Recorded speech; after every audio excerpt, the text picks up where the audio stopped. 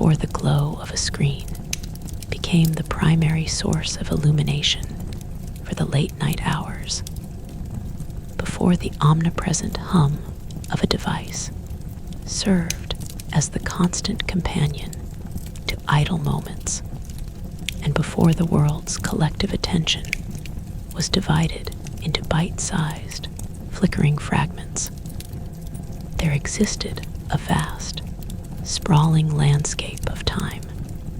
It was a time that moved differently, measured not in notifications and scrolls, but in the slow arc of the sun, the changing weight of a book in a hand, and the simple, unassuming rhythm of human breath.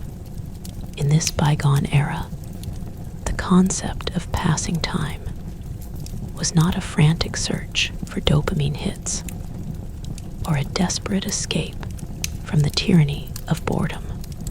It was, instead, an art form, a quiet philosophy, and a deeply ingrained part of the human condition. To understand what humans did before mobile phones is not merely to list a series of quaint, obsolete activities. It is to step into a world where the mind was its own primary entertainment system, where observation was a skill honed over a lifetime, and where the silence between thoughts was not a void to be filled, but a space for contemplation. The world before mobile phones was a world of profound and unmediated social connection. When a person felt the urge to communicate, they did not reach for a pocket-sized device. They reached for a doorknob. The simple act of calling on someone was a ritual in itself, a physical pilgrimage undertaken with purpose. It involved walking through the neighborhood, knocking on a wooden door, and waiting with a mixture of anticipation and slight anxiety to see who would answer. This was not an intrusion, but a fundamental aspect of community life.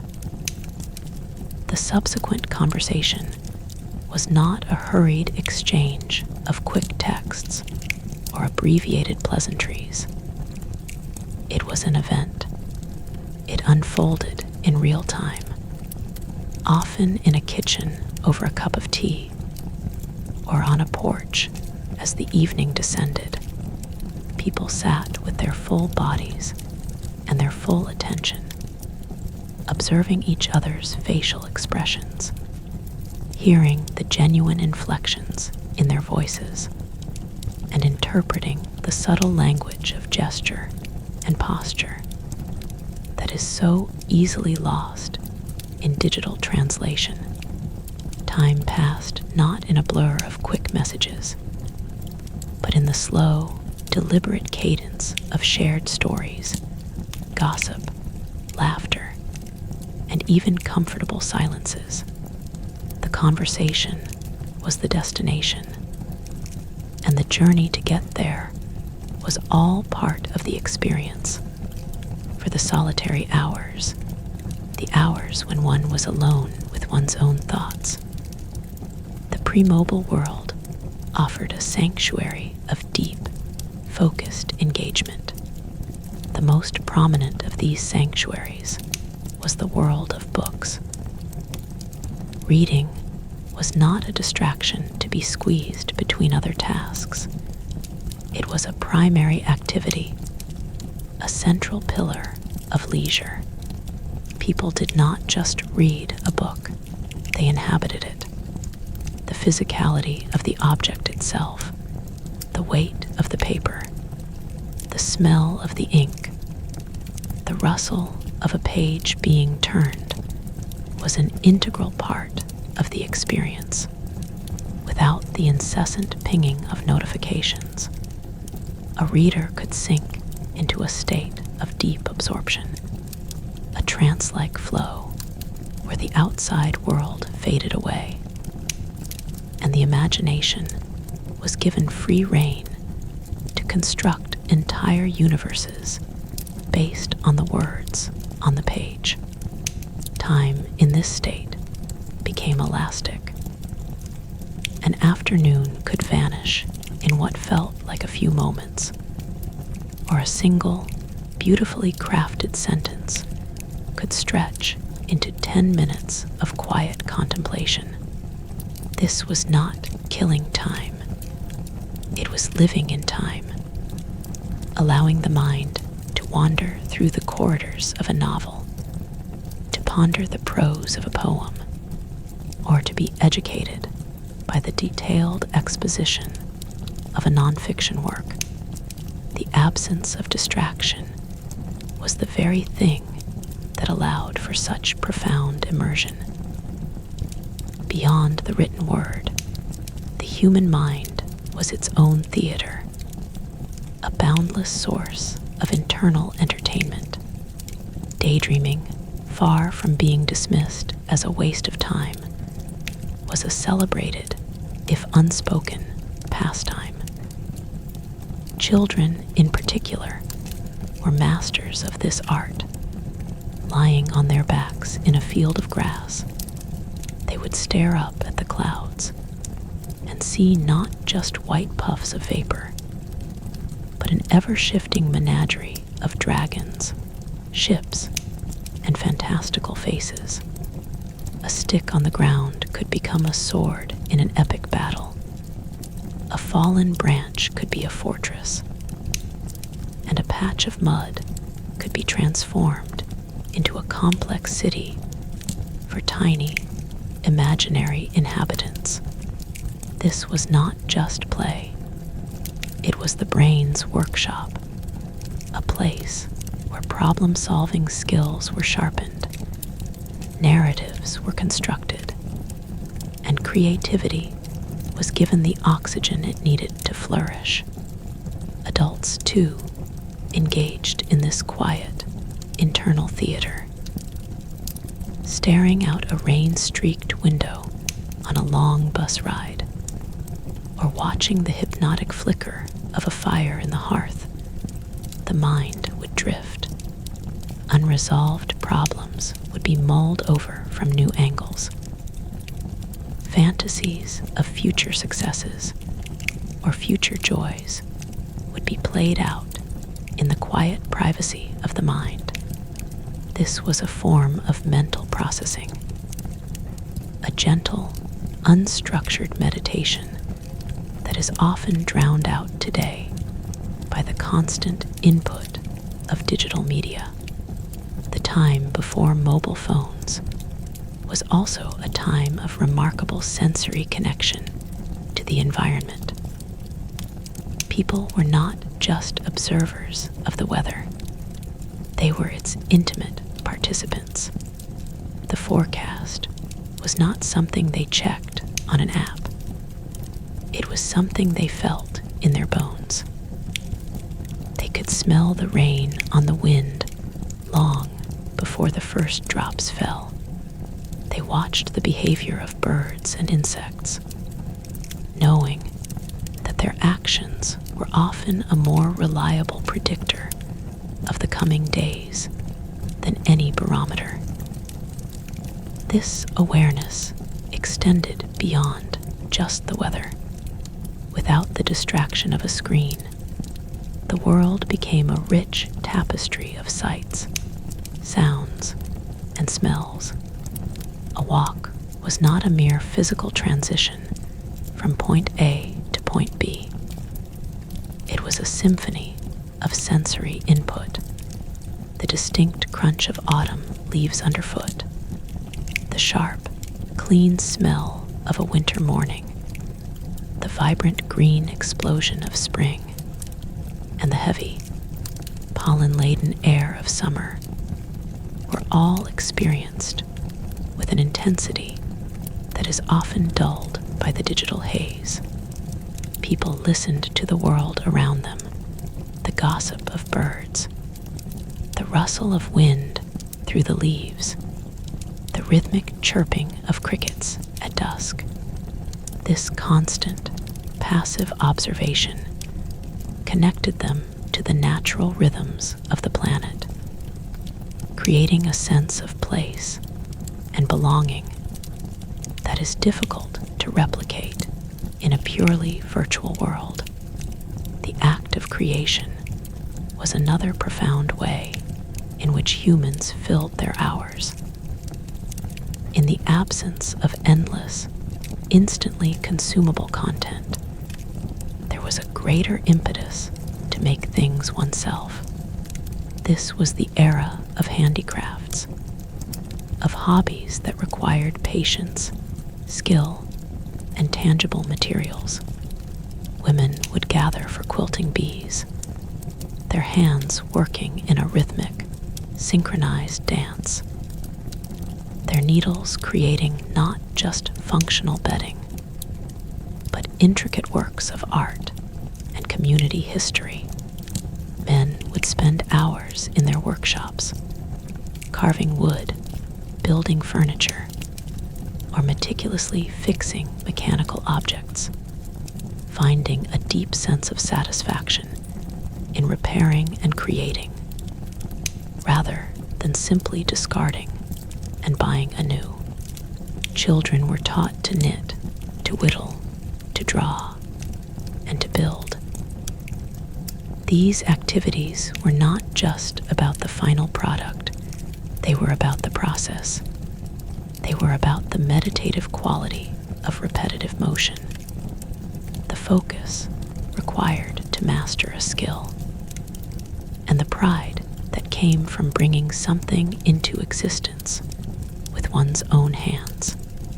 A handmade gift, a well-tended garden, or a hand-painted picture carried an immense emotional weight because it was a piece of the creator's time and energy, a tangible expression of love and care that a mass-produced, instantly delivered product could never replicate. Then there was the vast, world-building power of storytelling, both in the receiving and the telling. Long before the advent of streaming services, families would gather around the radio, their ears straining to catch every word of their favorite serial drama. This was an act of collective imagination. The entire family would sit in the same room, listening to the same audio, and yet each person's mind would conjure up a slightly different image of the characters and the scene. The technology of the radio was just a spark. The fire of the experience was the shared fantasy it ignited in the minds of the listeners. The tradition of oral storytelling was also far more prevalent. Grandparents would share tales from their youth, spinning yarns that became family legends. Stories of hardship and triumph, of ghosts and mysteries, were passed down through generations, not as data points in a family tree, but as living, breathing narratives that defined a clan's identity. Every story was a lesson, a piece of history, and a gift of connection from one human being to another. On a smaller scale, the simple act of recounting one's day in detail over the dinner table was a form of storytelling, a way to weave the mundane events of life into a coherent, shared narrative. The slow, deliberate pace of this world was further reflected in how people spent their evenings. With the arrival of darkness, the options were simple and intimate. The family would gather around a single source of light, a lamp, a fireplace. This created a natural focal point, a communal hub around which all activities centered. table might be laid out with a board game, a deck of cards, or a jigsaw puzzle. These were not just time fillers, they were social rituals that demanded attention, strategy, and interaction. A game of chess was a mental duel, a battle of wits that could go on for hours. A game of cards was an opportunity for laughter, friendly competition, and the subtle social exchanges of bluffing and reading opponents. A jigsaw puzzle was a collaborative project, a shared challenge that the family would work on together over many nights. Their progress, a slow but satisfying visual record of their collective effort. The simplicity of the tools belied the richness of the experience. The conversation, the laughter, and the shared focus of the moment were the real entertainment, and the game was just the catalyst. Music, too, was a far more participatory and intimate affair. Without a constant stream of algorithmically generated playlists, the act of listening to music was often a special event. A family might gather around the piano, with one member playing and the rest singing along, their voices harmonizing in the living room. A friend would bring a guitar to a bonfire, and the spontaneous, collective song that followed would become a core memory for everyone involved. The radio, while ever present, was also a communal event, with the family listening together to a specific program at a specific time. The shared anticipation and the collective experience of hearing a favorite song or a new release created a powerful social bond. In this world, music was less of a background soundtrack and more of a central, often participatory, activity. It was a way to express emotion, to tell a story, and to connect with others on a deeply primal level. Finally, there was the concept of boredom itself. In the 21st century, boredom is treated as a disease to be cured immediately with a dose of digital stimulation. But before mobile phones, boredom was just another state of being, a natural part of the human experience. It was accepted, even welcomed at times. When one was bored, one's mind was forced to find its own solutions. A child with nothing to do was compelled to invent a game, to build a fort, or to climb a tree and see the world from a different perspective. This state of ennui was the mother of creativity. It was the fertile soil in which daydreams took root and new ideas were germinated. It was in the quiet moments of utter stillness, when one was not frantically scrolling for the next thing, that the most profound thoughts could surface. To be bored was not a failure. It was an opportunity. It was a chance to simply be, to exist in the present moment without the constant pressure to be entertained. In this sense, the people of the pre-mobile era were often more comfortable with their own minds, more at peace with the silence, and more attuned to the simple, profound act of being alive. The absence of a screen was not a deficiency. It was a space, an open field where the mind could wander freely. And in that wandering, it often found its greatest treasures. Part 2.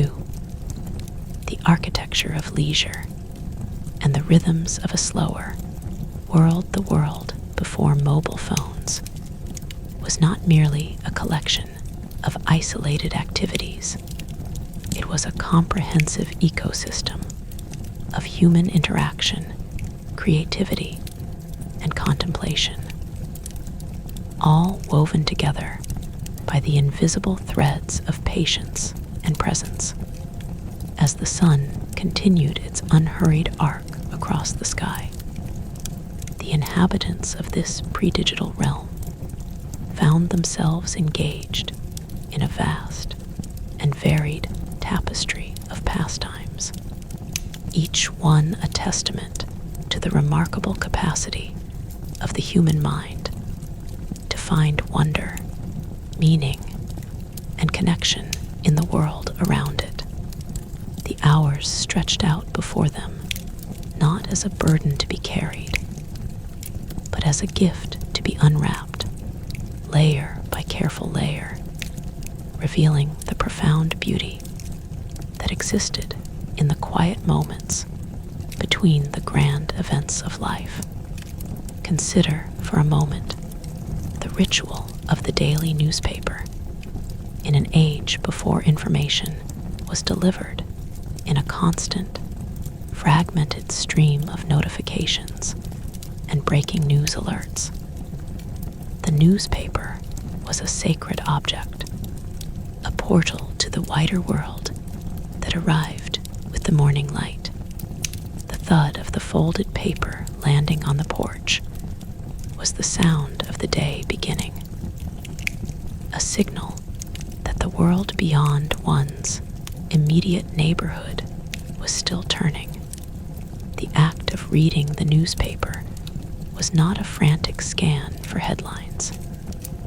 It was a deliberate, almost ceremonial process.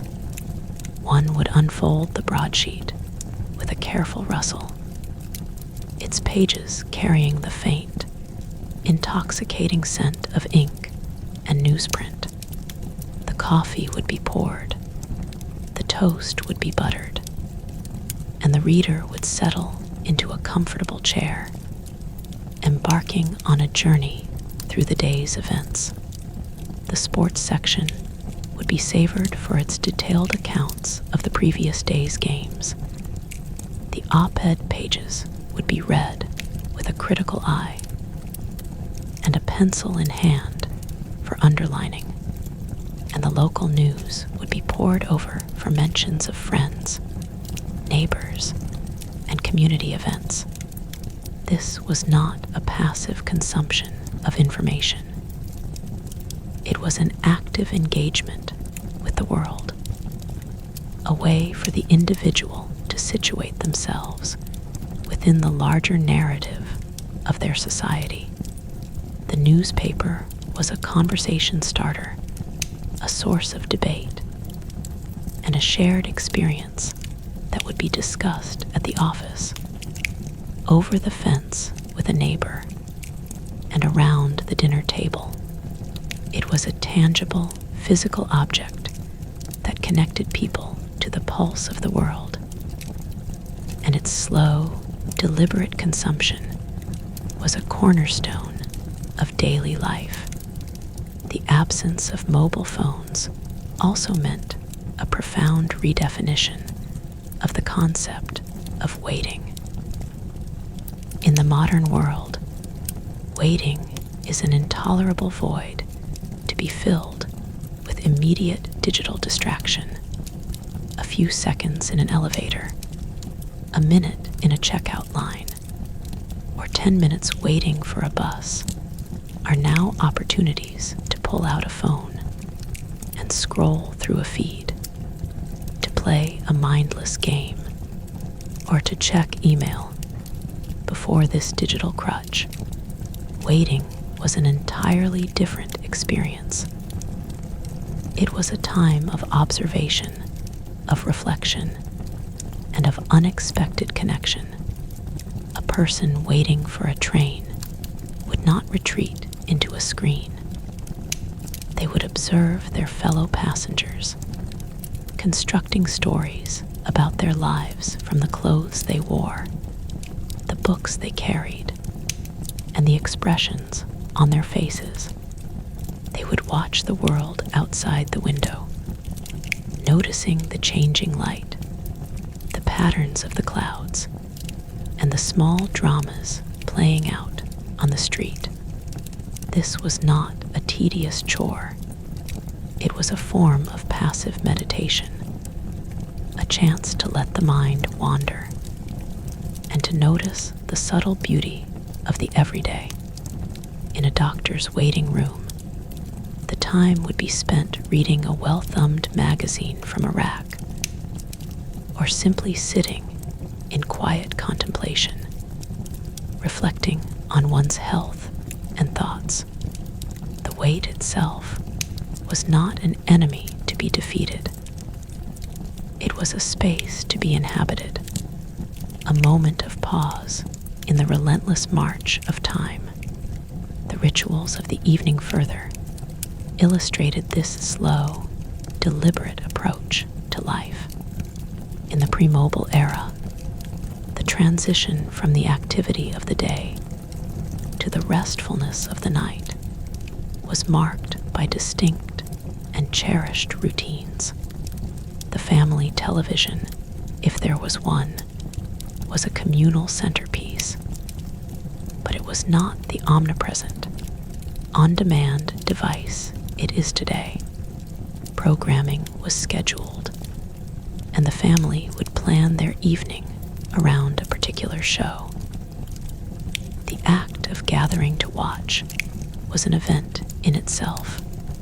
The popcorn would be made, the lights would be dimmed, and the family would settle onto the sofa, their collective attention focused on the single glowing screen.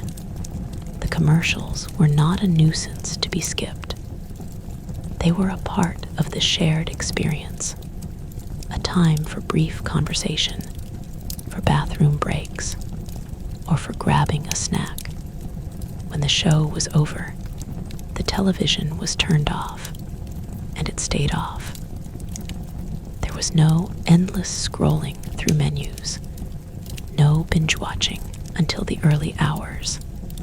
The evening's entertainment was finite, and its conclusion signaled a return to the analog world.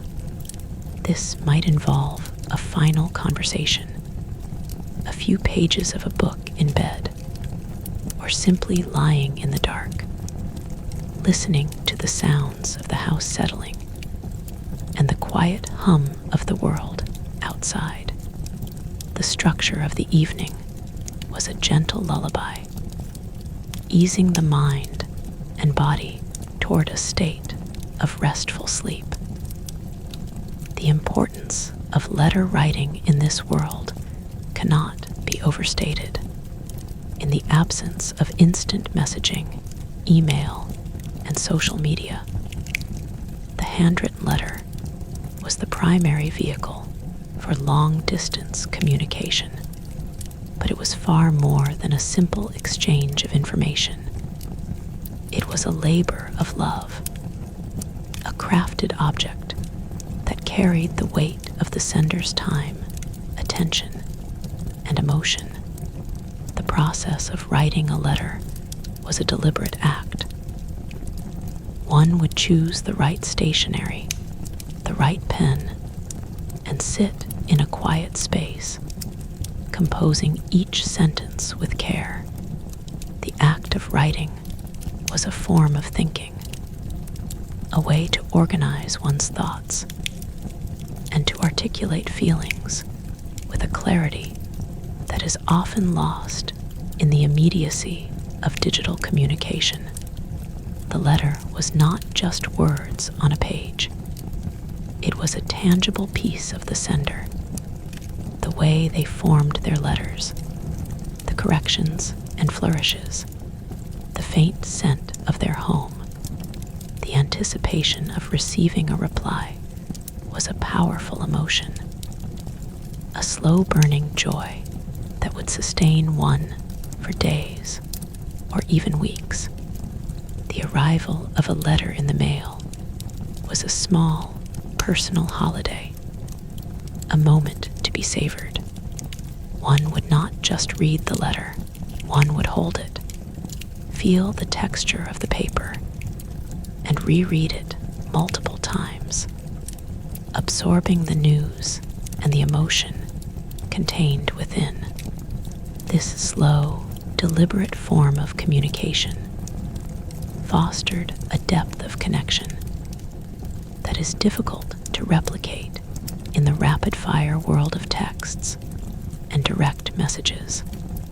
It taught patience, it cultivated eloquence, and it made the act of staying in touch a meaningful, cherished ritual.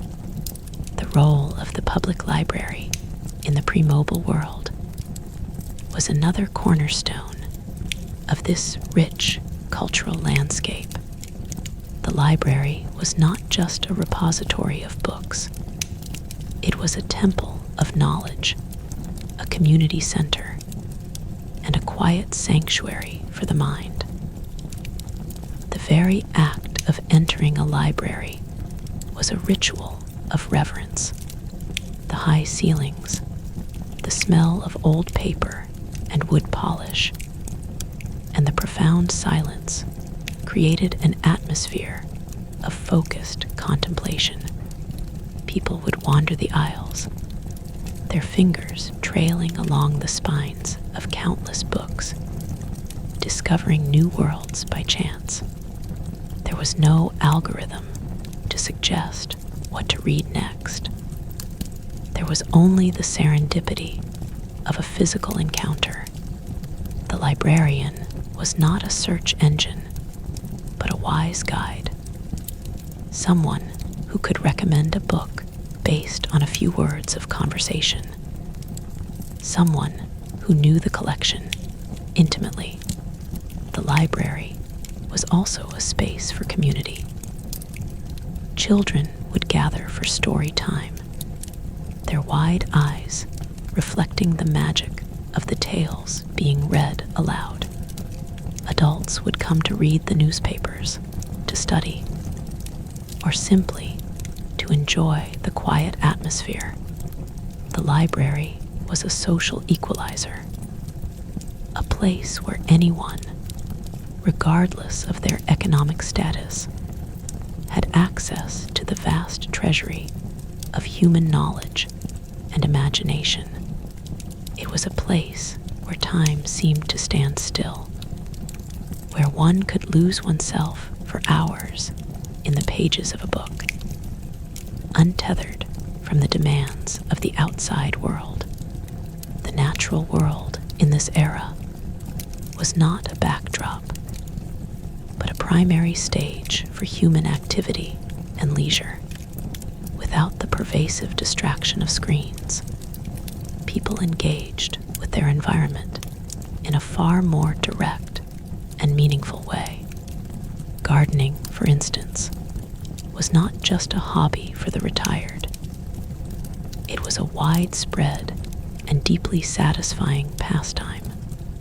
The act of planting a seed, nurturing it, and watching it grow into a plant that bore fruit or flowers was a source of profound connection to the cycles of life. It was a slow, patient process that required daily attention and care. People would spend hours tending to their gardens, their hands in the soil, their minds focused on the simple tasks of weeding, watering, and pruning. This was a form of meditation, a way to quiet the mind and connect with the earth. The reward was not just the food or the flowers at the end. It was the process itself, the satisfaction of working with one's hands and witnessing the miracle of growth. Similarly, the simple act of going for a walk was a deeply immersive experience. Without earbuds and a phone to distract them. People would walk with their senses fully open. They would notice the details of their neighborhood, the changing seasons, the birds in the trees, and the faces of their neighbors. A walk was not a chore or a form of exercise to be logged on a fitness app. It was a form of exploration, a chance to clear the mind, and a way to feel a sense of belonging to the world. Hobbies in the pre-mobile world were often characterized by a high degree of skill and a tangible, physical result. This was the age of model building, of stamp and coin collecting, of woodworking, and of intricate crafts like knitting and embroidery. These activities were not just ways to fill time. They were serious pursuits that required dedication, learning, and a steady hand. A boy would spend months meticulously assembling a model airplane, gluing each tiny piece, painting it with precision, and applying the decals. The final result was a source of immense pride, a testament to his patience and skill. A stamp collector would spend hours organizing their collection, researching the history of each stamp, and hunting for rare specimens at local shops. These hobbies were a form of education in themselves, teaching history, geography, and attention to detail. They were also a way to build a personal identity, to become an expert in a niche area. The conversation around these hobbies was rich and detailed. People would meet at clubs and shows, sharing their knowledge and their passion with others who understood the deep satisfaction of a skill well honed. In a world without instant digital gratification, the joy came from the journey, from the slow, painstaking progress towards mastery. The evenings, when the work was done and the day's obligations were complete, were a time for a more refined and intimate form of socializing.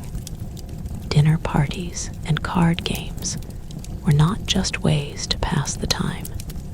They were important social institutions that strengthened the bonds of community. The dinner party was an elaborate affair. The table would be set with the best china and silverware.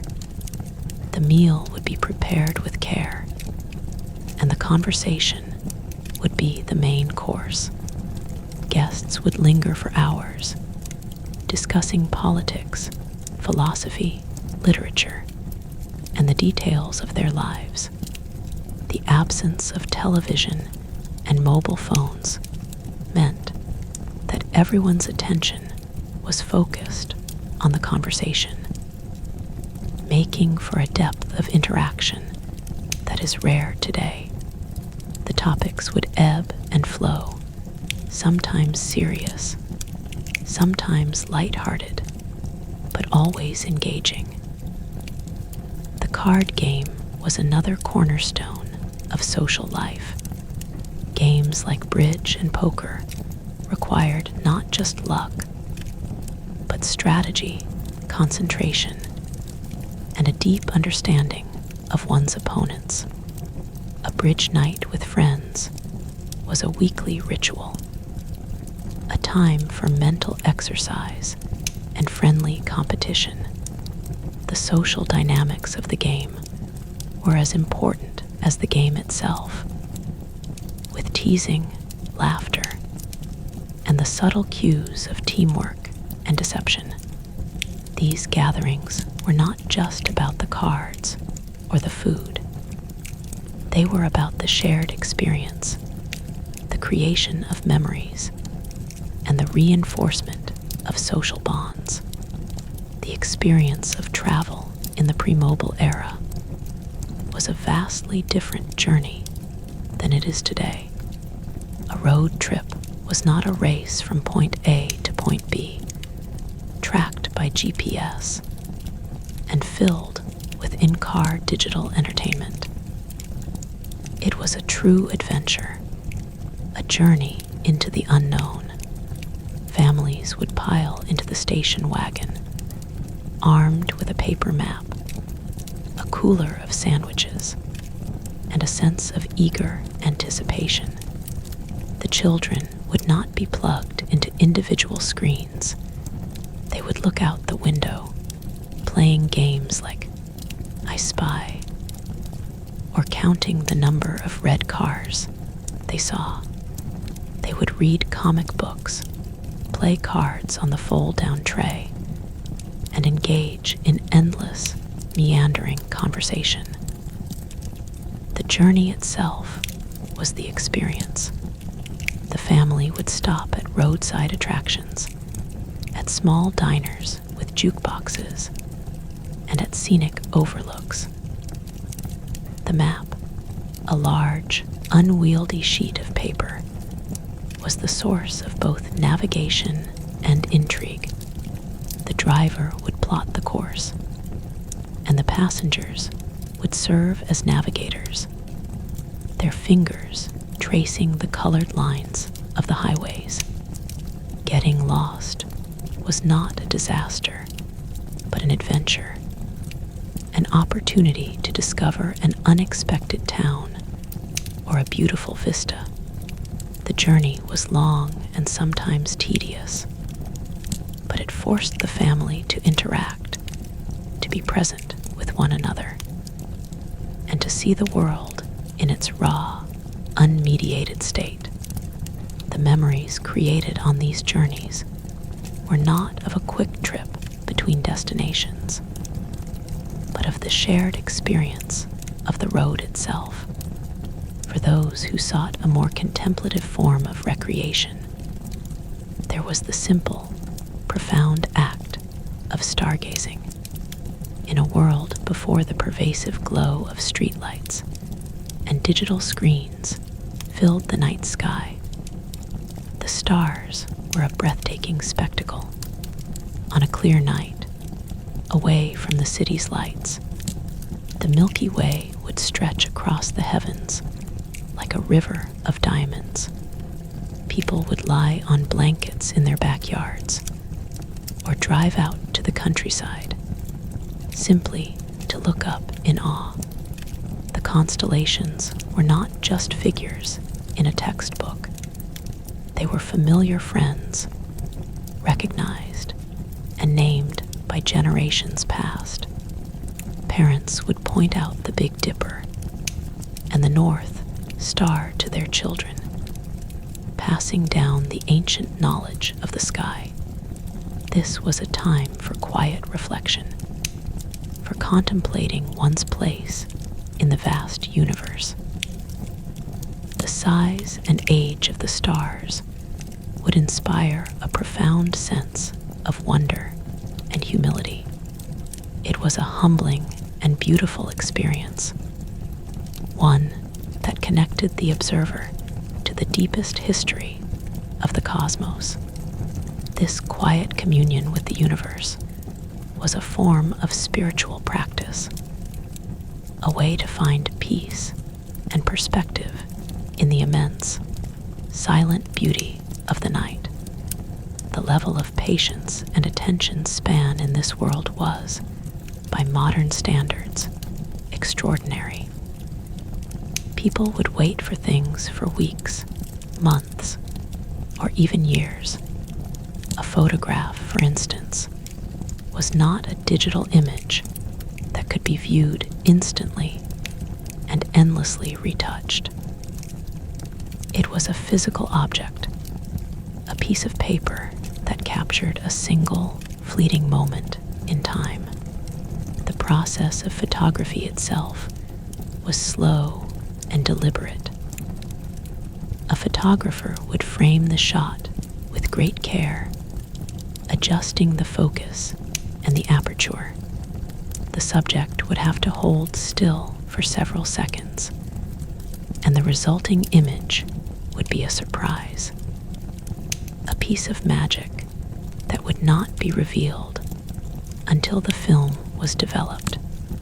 The anticipation of seeing the developed photographs was a drawn-out and exciting process.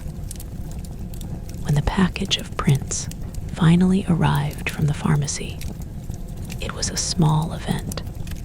The family would gather around the table, flipping through the photographs, reliving the moments they had captured. Each physical print was a treasure, a tangible piece of memory that would be placed in an album, a shoebox, or framed and displayed on the wall. The scarcity of photographs made them more precious. They were not disposable, infinite, and meaningless, but finite and deeply meaningful. The experience of listening to music was also transformed by the physical nature of the medium. The vinyl record was not just a storage device. It was a ritual object. The act of listening to a record was a deliberate, multi-step process. One would carefully remove the record from its sleeve, place it on the turntable, and gently lower the needle. The soft crackle and pop that preceded the music were part of the experience, a signal that the listener was about to be transported. The album artwork, a large and detailed piece of art, would be examined and appreciated. The liner notes would be read, revealing the stories behind the songs and the musicians. The music itself was an event, a thing to be listened to with full attention. There was no shuffling or skipping. One listened to the album in its entirety, experiencing the arc of the artist's vision. This was a communal experience as well.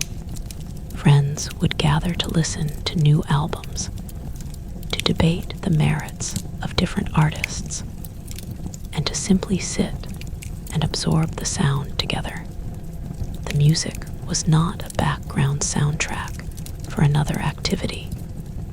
It was the central activity, demanding and rewarding focused, uninterrupted attention.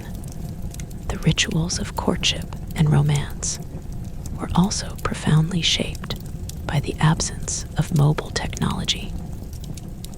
In this era, dating was a far more deliberate, challenging, and ultimately rewarding process. The initial approach often required immense courage, as a young man might have to call a family's landline and speak to the father before he could even talk to his intended. The first date was a nerve-wracking event, planned with great care. The conversation was the primary instrument of connection, with no phones to fall back on as a crutch during awkward silences. Couples would talk for hours, asking questions, listening intently, and learning about each other in a deep, unhurried way. The absence of social media meant that you couldn't stalk someone's profile before meeting them. You had to learn about them through actual conversation, discovering their quirks and passions organically. The relationship would progress slowly, marked by handwritten love letters, long phone calls, and carefully chosen gifts. The anticipation of a phone call, the excitement of seeing a letter in the mail, and the nervous joy of a planned date were all emotions that built slowly and intensely. The process of courtship was a journey of discovery, a slow and deliberate dance of two people learning to know and trust one another, unmediated by the shortcuts and distortions of digital communication. Finally, the world before mobile phones was a world where the concept of community was tangible, local, and deeply felt. People knew their neighbors not as profile pictures on a social network, but as the people who lived next door, who they saw every day. There were block parties, neighborhood watch programs, and local community centers. The local barber or hairdresser was not just a service provider, they were a counselor and a keeper of community secrets. The local post office was a social hub. The local church, mosque, or synagogue was a vital center of life. People relied on one another not through a digital network, but through a physical, face-to-face network of mutual support. If someone was sick, a neighbor would bring over a casserole. If a family needed help with a home repair, someone in the community would know how to do it and would be willing to help. This deep social fabric was woven through countless small, daily interactions. A wave across the street, a chat over the fence, a shared cup of coffee. The sense of being part of something bigger, of being connected to a real place and to real people, was a source of immense comfort and security. It provided a buffer against the anxieties of life, a sense of belonging that was nourished by the simple, enduring presence of the people who shared one's immediate world. The slowness of this life, its unplugged and deliberate nature, was not a limitation. It was the very source of its richness. Part 3. The sacred ordinary and the art of being present in the grand tapestry of human existence before the digital age. The threads that held everything together were not woven from the ephemeral stuff of notifications, updates, and viral content. They were woven from the solid, enduring fibers of ritual, routine, and the profound appreciation for the sacred ordinary. This was a world where the mundane was not something to be escaped, but something to be embraced. A world where the simple act of making a cup of tea or watching the sunset was a form of meditation, a quiet rebellion against the relentless march of time. The people of this era understood, perhaps unconsciously, that the most meaningful moments of life were not the grand, spectacular events, but the small, quiet, unassuming moments that filled the spaces in between. They had mastered the art of being present, of inhabiting their own lives with a fullness of attention that has become a rare and precious commodity in the modern world. Consider for a moment the ritual of the morning coffee or tea. In the pre-mobile era, this was not a hurried, mechanized process performed while scrolling through emails. It was a slow, deliberate, and almost ceremonial act. The kettle was filled with fresh water and placed on the stove. The gentle hiss of the flame, the first sound of the day. The coffee beans would be ground by hand, the rhythmic grinding a meditative act that filled the kitchen with the rich, earthy aroma of the morning. The tea leaves would be measured with care, placed in a warmed pot, and the water, just off the boil, would be poured over them with a reverence that bordered on the spiritual. The process of waiting for the tea to steep or the coffee to drip was not a moment of impatience, but a moment of quiet anticipation. The first sip was a conscious act, a sensory experience that was savored fully. This was not just a beverage.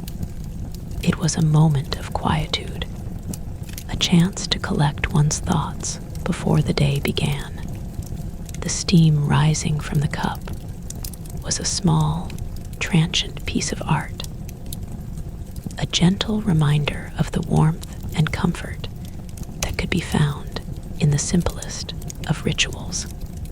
This was a time for looking out the window, for watching the world wake up, for listening to the birds, and for simply being without the need for external input or distraction. The morning paper, as previously mentioned, was another crucial component of this daily ritual. But it was not merely the news that was important. It was the entire experience, the physical act of unfolding the paper, the scent of the ink, the rustle of the pages, all contributed to a sensory experience that was deeply satisfying. The headlines would be scanned. The opinions pages would be debated internally. And the crossword puzzle would be a challenge to be conquered. This was a time for quiet contemplation, for connecting with the wider world from the comfort of one's own kitchen table. The newspaper was a conversation partner, a source of information and inspiration, and a daily anchor to the realities of the world beyond one's immediate concerns. This ritual was often a shared one, with family members passing sections back and forth, commenting on articles, and discussing the events of the day. It was a way of connecting with each other before the day's activities pulled them in different directions. The morning was a sacred space, a time for gradual awakening, for setting the tone for the day ahead. There was no frantic rush to check a phone, no immediate immersion in the digital noise of the world. There was just the quiet, the warmth of the beverage, and the slow, gentle process of coming to consciousness. The commute to work in this bygone era was another experience that was vastly different from the modern version. Without the ability to scroll through social media, check emails, or listen to podcasts, the commute was a period of transitional limbo, a time for mental preparation and decompression. For those who took public transportation, it was a time for reading a book, for staring out the window at the passing scenery, or for simply observing the other passengers. The train or bus was a social space, a microcosm of the city where one could see the full spectrum of humanity. The commute was not a time to be filled with digital content. It was a time to be with one's own thoughts. For those who drove, the car was a private sanctuary. The radio might be on, but it was a source of background music or news, not a conduit to into a world of constant distraction. The drive was a time for thinking, for planning the day, or for simply enjoying the solitude. The act of driving itself was a more engaged experience. Without GPS, the driver had to pay attention to the road, to the street signs, and to the landmarks. This required a higher level of focus and presence, a connection to the physical world that is often lost when the eyes and ears are being fed by a digital device. The commute was a bridge between the private world of the home and the public world of work, a necessary transition that was navigated with a quiet, contemplative awareness. The world of work itself was also a different realm, one less fractured by the constant ping of digital interruption. In an office before the advent of personal computers and smartphones, work was a more linear and focused experience. The tasks were often physical and tangible. A secretary would type a letter on a typewriter. The rhythmic clack of the keys, a soundtrack to the workday. An engineer would work with a slide rule, their calculations written out longhand in a notebook. An architect would sketch designs on a drafting table. This work required deep concentration and a steady hand. There was no constant switching of contexts, no split attention between a work task and a personal text message. The phone was a shared resource, a heavy black instrument that sat on a desk and rang with a clear, insistent tone. A phone call was an event, a disruption to the flow of work that was taken seriously.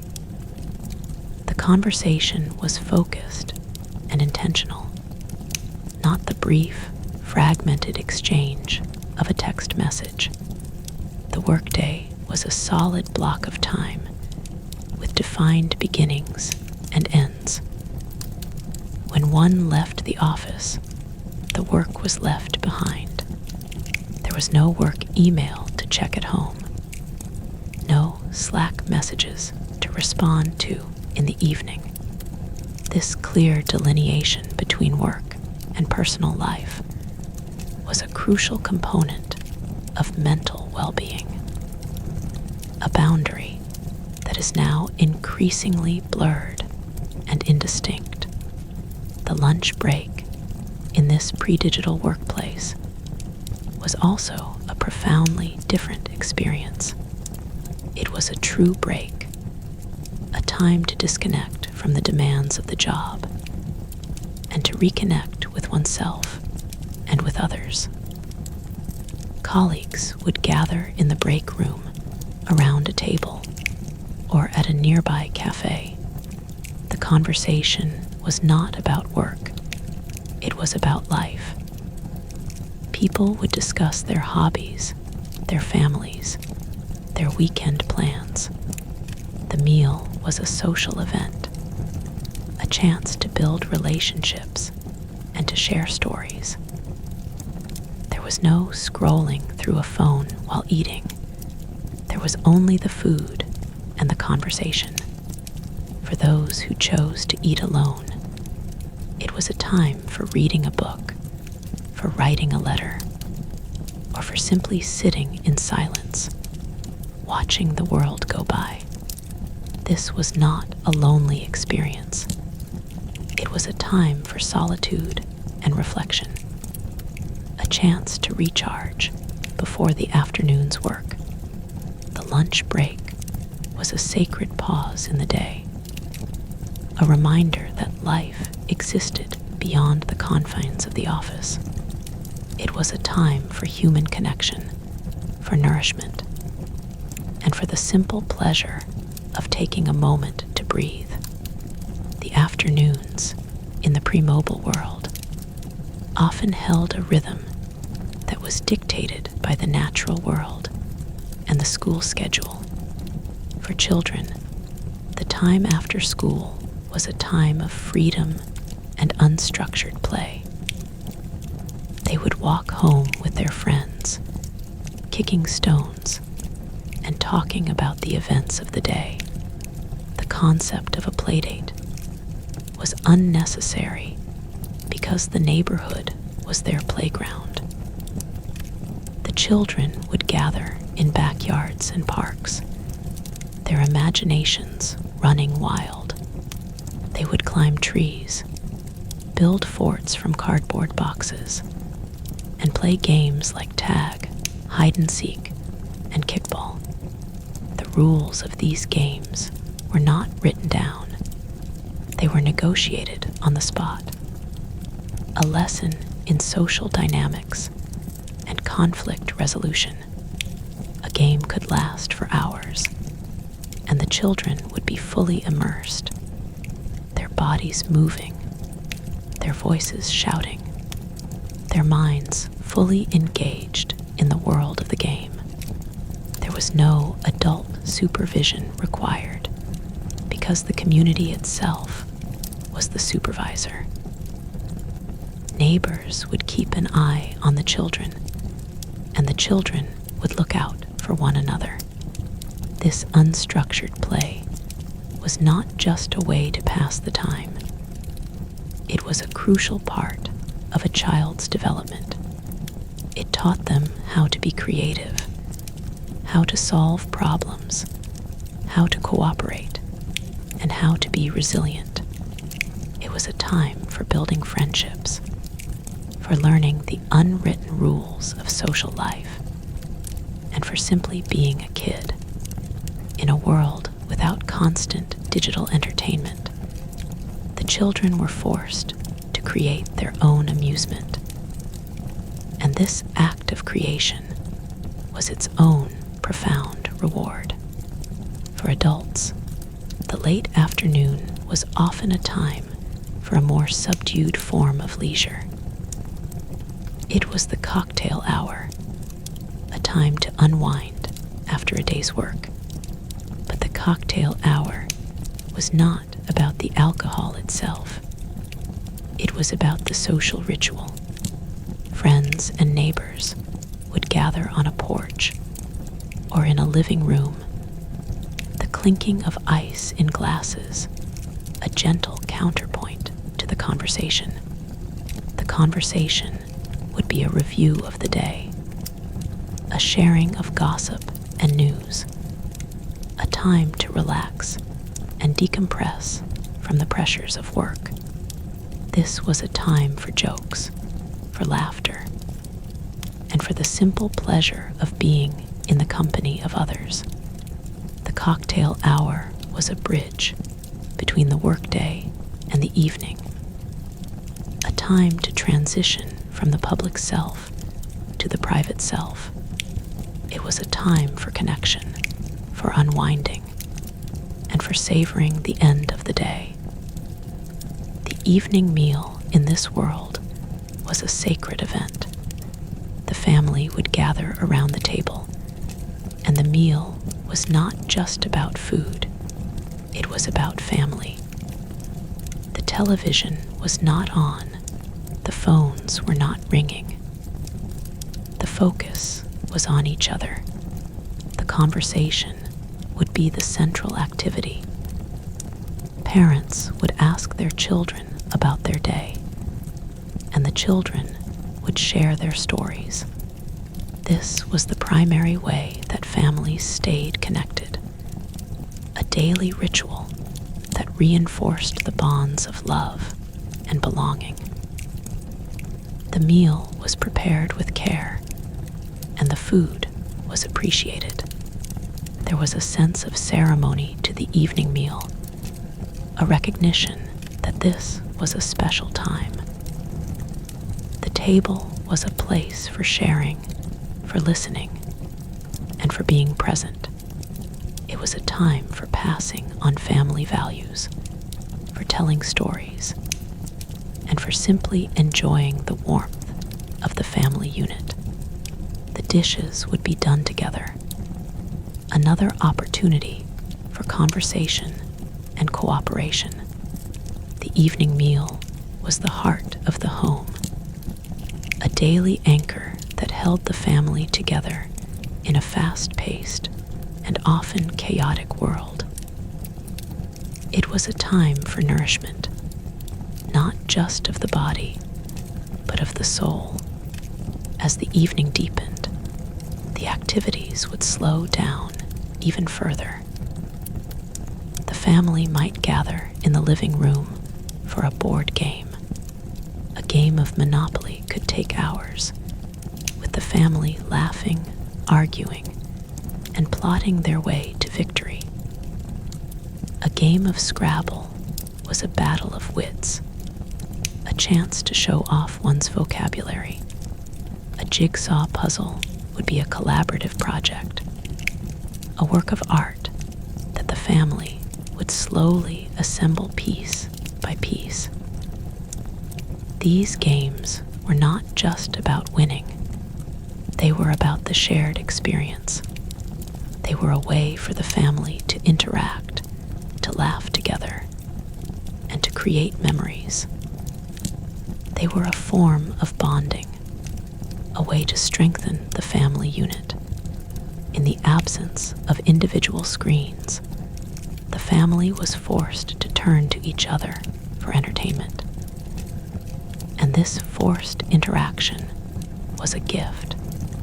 It fostered communication, cooperation, and a deep sense of connection. For those who preferred a more solitary evening, there was the simple pleasure of listening to the radio. But the radio was not the same as it is today. It was not a background source of noise. It was a window to a world of stories and music. Families would gather around the radio to listen to a serial drama. The lights would be dimmed, and the family would be transported to another world by the power of sound. The voice actors would bring the characters to life, and the imagination would fill in the rest. This was a form of communal storytelling, a shared fantasy that bound the family together. The radio was also a source of music. The family would listen to the latest hits or to a symphony performance. The act of listening was an active one, a focused engagement with the sounds. The music was not a distraction. It was the main event. The radio was a magical device, a box that could connect the home to the wider world of culture and entertainment. It was a source of joy, of comfort, and of connection. The concept of a good read was deeply ingrained in the pre-mobile world. A book was not just a way to pass the time. It was a portal to another reality. People would spend hours in bookstores, browsing the shelves, discovering new authors. The bookstore was a place of quiet exploration. The smell of the paper, the feel of the pages, the sight of the colorful covers. It was a sensory experience that the modern e-reader cannot replicate. The act of choosing a book was a careful process, a decision that would shape the hours to come. And once the book was chosen, the reader would settle into a comfortable chair, and the world would melt away. The reader would be transported to distant lands, to different eras, to the minds of fascinating characters. This was a form of deep meditation, a way to explore the human condition, to learn about the world, and to expand one's mind. The book was a companion, a confidant, and a teacher. It was a source of endless fascination and intellectual growth. The silence of the pre-mobile world was one of its most defining characteristics. But this silence was not an absence of sound. It was a presence of space. It was the space between thoughts, the space for reflection, the space for the mind to wander. It was the sound of a clock ticking, the creak of a floorboard, the whisper of the wind. It was the sound of one's own breathing. This silence was not something to be feared. It was something to be embraced. It was a canvas for the mind to paint its own pictures.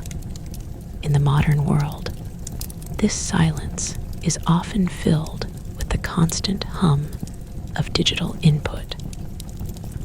We have become afraid of silence, afraid of the thoughts that might arise in the quiet moments. But the people of the pre-mobile era understood that silence was a gift.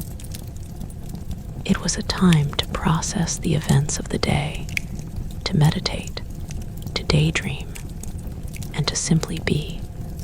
It was a time for the mind to rest, to heal, and to create. The silence was not empty. It was full of possibility. The concept of boredom, as mentioned earlier, was also viewed differently.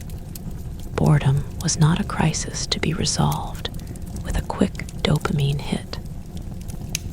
It was a signal that the mind needed a new challenge, a new direction. It was a catalyst for creativity. When a person was bored, they were forced to look inward. They had to confront their own thoughts and feelings. This could be uncomfortable, but it was also necessary for personal growth. Boredom was the mother of invention.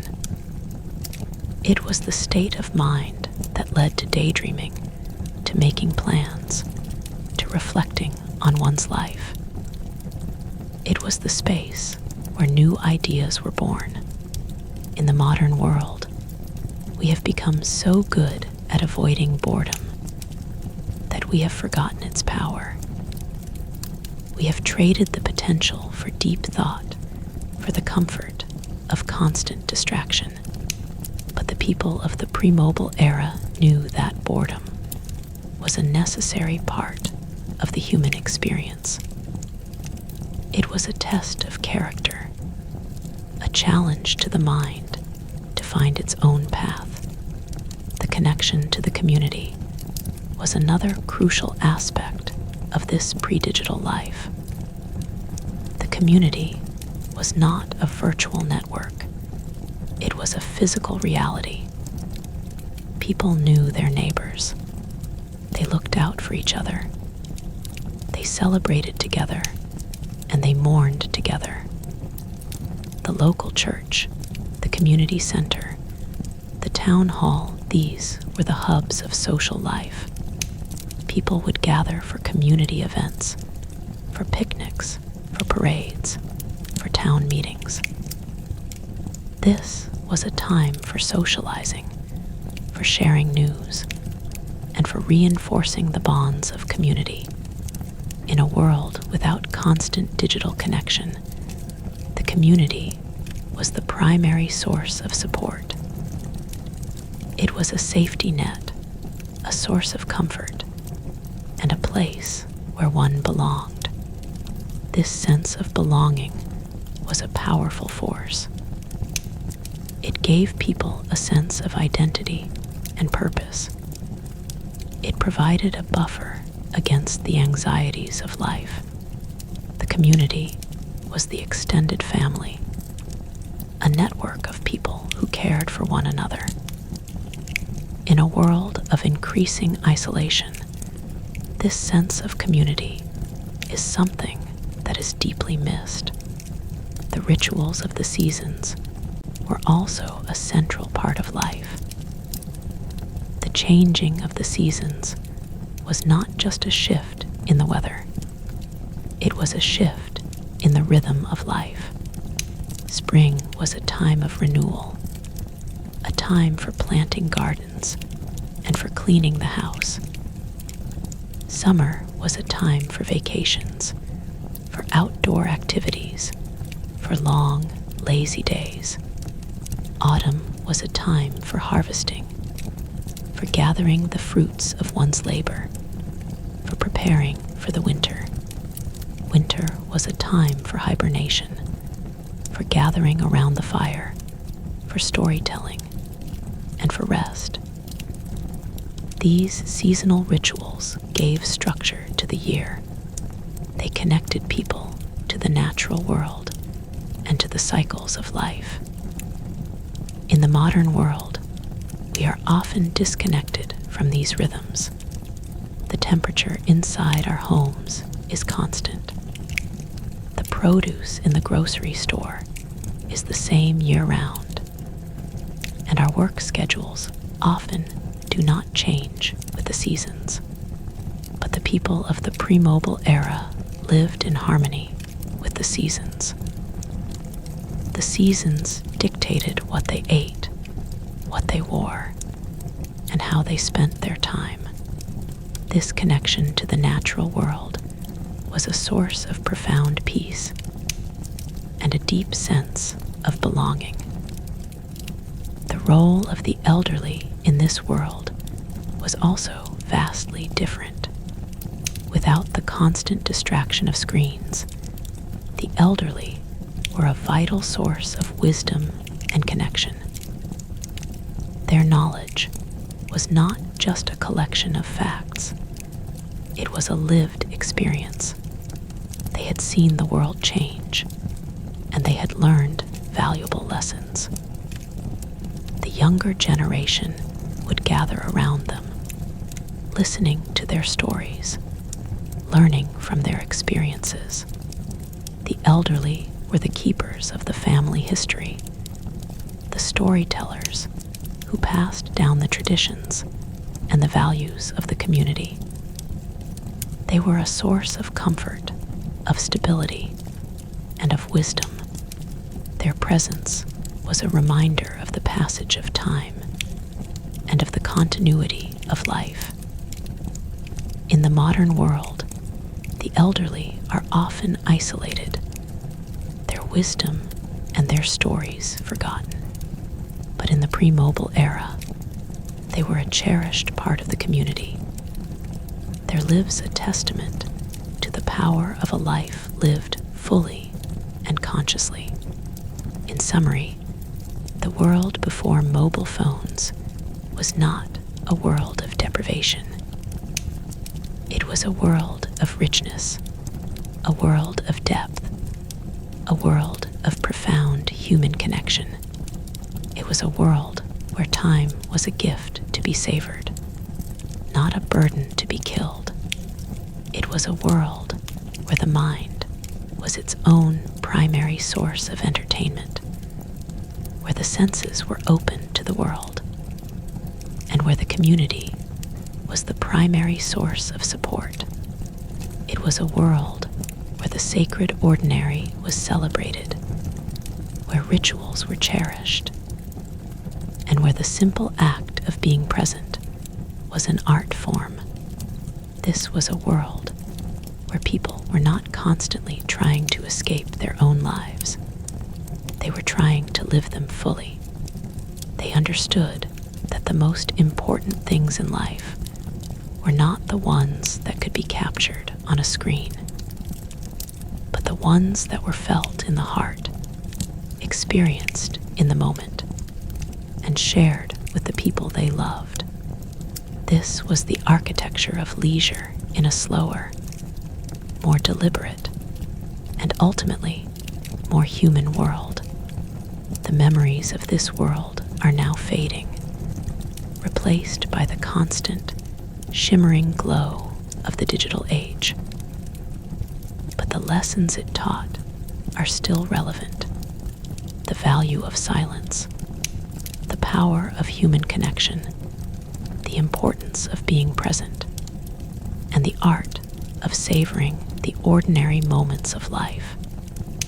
These are timeless truths that can still guide us today as we navigate the increasingly complex and fast-paced world of the 21st century. We would do well to remember the wisdom of those who came before us, to occasionally unplug, to step back from the screen, and to simply be present in our own lives. The world without mobile phones may be gone, but the spirit of that world, the spirit of patience, of presence, and of deep human connection, can still live on in us. It is a spirit that reminds us that the most profound experiences of life are not found in a virtual world, but in the real world, in the quiet moments, and in the hearts of the people we love. The symphony of life before mobile phones was composed of countless small, beautiful notes. There was the sound of a needle dropping onto a vinyl record, the gentle crackle that preceded a beloved song. There was the sight of a family gathered around a table, their faces illuminated by candlelight, their voices raised in laughter and conversation. There was the feeling of a well-worn book in one's hands, the weight of it, a physical connection to a story. There was the scent of freshly baked bread, the warmth of a fire, the coolness of a summer breeze. These were the sensations that filled the lives of our ancestors. They were not rich in material goods, but they were rich in experience. They were not constantly entertained, but they were constantly engaged. They knew the value of a quiet moment, of a deep conversation, of a shared meal. They understood that the best things in life are not things at all. The art of conversation, in particular, was a highly developed skill. In the absence of texting and social media, people learned how to talk to each other. They learned how to listen, how to ask questions, how to tell a story. A conversation was a dance, a delicate interplay of give and take. It required patience, empathy, and a genuine interest in the other person. People would sit for hours, talking about everything and nothing. They would debate politics, discuss literature, share their hopes and dreams. This was not just small talk. This was a profound act of connection. It was a way of sharing oneself with another person. The ability to converse effectively was a highly valued social skill. It was what made a person interesting, charming, and likable. In the modern world, we have largely lost this art. We have become so accustomed to communicating in short bursts that we have forgotten how to have a long, sustained conversation. We have lost the ability to listen patiently, to speak thoughtfully, and to truly connect with another person on a deep level. The relationship with nature was also more intimate. People did not just look at nature, they were part of it. They felt the weather on their skin. They smelled the earth after a rain. They heard the birds singing in the trees. This connection to nature was a source of spiritual nourishment. It gave people a sense of perspective, a reminder that they were part of of something much larger than themselves. The natural world was not a background setting. It was a character in the story of their lives. People would go for walks in the woods, fish in the streams, and sit in the parks. They would watch the seasons change, and they would feel a deep sense of connection to the cycles of life. This connection to nature was a source of peace, of calm, of profound joy. It was a way of grounding oneself, of finding one's place in the world. The concept of home was also more central to life. The home was not just a place to sleep. It was a sanctuary. It was a place where one could be oneself, where one could find refuge from the pressures of the outside world. People took great pride in their homes. They would spend hours tending to their gardens, decorating their interiors, and making their homes comfortable and welcoming. The home was a reflection of the family's personality, a physical manifestation of their identity. It was a place of warmth, of safety, and of love. In a world that was often harsh and unforgiving, the home was a haven. It was the place where one was always welcome, where one could be vulnerable, and where one could find unconditional love. The rituals of the home, the daily routines, the family gatherings, all contributed to a deep sense of belonging and stability. The pace of life was slower, but it was not necessarily easier. Life before mobile phones was often difficult and demanding. People worked hard with their hands and with their minds. They faced challenges that we can scarcely imagine, but the slower pace of life also meant that they had time to think, to reflect, to process their experiences. They were not constantly bombarded with information, so they had the mental space to deal with the challenges of life. They were not always connected, so they had the time to disconnect, to recharge, to find their own inner peace. The slower pace of life was not a luxury. It was a necessity. It was what allowed them to cope with the demands of life, to maintain their sanity, and to find meaning in their existence. As we look back on this era, it is easy to romanticize it, to view it through a lens of nostalgia. And indeed, there was much to romanticize, but it is also important to remember that this was a time of great inequality, of limited opportunities, and of often harsh realities. The pre-mobile world was not a utopia. It was a complex world with its own share of problems, but it was a world where human connection was more immediate, where time moved more slowly, and where the mind was less occupied by the constant hum of digital distraction. It was a world that, for all its flaws, allowed for a different way of being. A way of being that is increasingly rare in the modern world.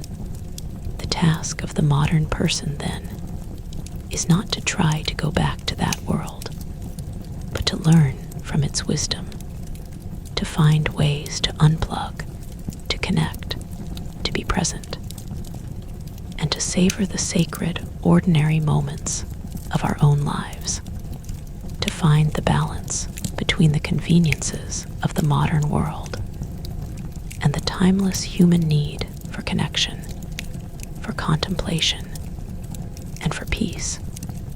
the story of what humans did before mobile phones is not just a history lesson. It is a blueprint for a richer, more meaningful life.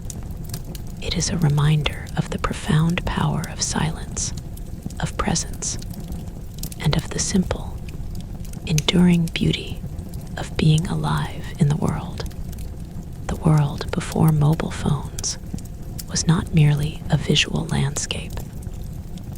It was a rich and complex soundscape, a symphony of natural and human-made noises that formed the background music of everyday life, in the absence of the constant electronic hum of devices and the jarring, insistent pings of notifications. The ears of our ancestors were attuned to a different set of frequencies, a subtle and ever-changing orchestra of sounds that marked the passage of time and the rhythms of the community. This auditory environment was not just a passive backdrop. It was an active participant in the human experience, shaping moods, signaling danger, and providing a deep sense of place and belonging. To understand what humans did before mobile phones, one must also understand what they heard. For the sounds of that era were as integral to their lives as the sights, the smells, and the textures that surrounded them. The most pervasive sound in the pre-mobile world was, perhaps, the sound of silence itself. But this silence was never truly empty. It was filled with the subtle whispers of the natural world, the rustle of leaves in the wind, the gentle patter of rain on a window pane, the distant rumble of thunder, the chirping of crickets at dusk, and the melodic songs of birds at dawn. These were the constants of life, the soundtrack of existence that connected people to the earth and to the cycles of the seasons. This was a silence that was alive, a breathing space that allowed for contemplation and deep listening. In the modern world, this natural soundscape is often drowned out by the artificial noise of engines, air conditioners, and digital devices. We have become accustomed to a constant level of background noise, a white noise of civilization that masks the subtle and beautiful sounds of the natural world. The people of the pre-mobile era, by contrast, lived in a world that was more acoustically transparent. They could hear the world around them with a clarity that we have largely lost. And this clarity fostered a profound connection to their environment. The sound of human activity was also a defining feature of the pre-mobile soundscape. In a small town, the day would begin with the sound of a rooster crowing, followed by the clatter of milk bottles being delivered to doorsteps, the rhythmic clip-clop of a horse-drawn carriage on a cobblestone street, the distant whistle of a train, the ringing of a church bell calling the faithful to worship. These were the sounds that structured the day. In a city, the soundscape was more bustling and chaotic, but it was still a distinctly human soundscape. The rumble of trolley cars, the honking of horns, the shouts of street vendors hawking their wares, the sound of shoes on the pavement, and the distant wail of a fire engine. These were the sounds of urban life, but But even in the midst of this cacophony, there was a certain kind of rhythm, a pattern of sound that was organically generated by the activities of daily life. It was not the mechanical, sterile hum of a data center. It was the warm, messy, and vibrant noise of human existence. The sounds of the home were another crucial element of the pre-mobile auditory experience. The creak of floorboards, the tick-tock of a grandfather clock, the crackle of a fire in the hearth, the sizzle of food cooking in the kitchen, the gentle hum of a sewing machine, and the soft lullaby of a mother singing to her child. These were the sounds of domesticity, the sounds of comfort and safety. The home was not a silent space. It was a space filled with the sounds of family life, the laughter of children playing, the murmur of conversation between adults, the clatter of dishes being washed, and the soft strains of music from a radio or a phonograph. These were the sounds that created a sense of warmth and belonging. In the modern world, the sounds of the home are often overlaid with the sounds of screens. The television is on, a tablet is playing a video, and a smartphone is buzzing with notifications. The quiet sounds of family life are often lost in the digital din. But in the pre-mobile era, the sounds of the home were the sounds of connection, the sounds of being together. The soundscape of work was equally distinctive.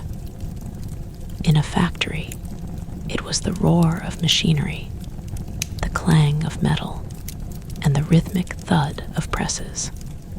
In an office, it was the clatter of typewriters, the ringing of telephones, and the murmur of conversation. In a field, it was the sounds of animals, the creak of a wagon, and the swish of a scythe.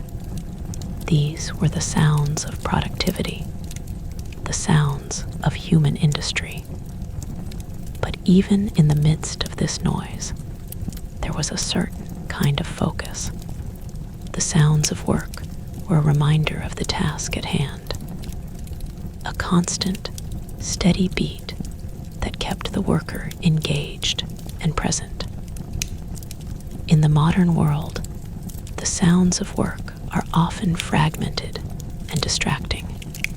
The ping of an incoming email, the buzz of a text message, the ring of a cell phone.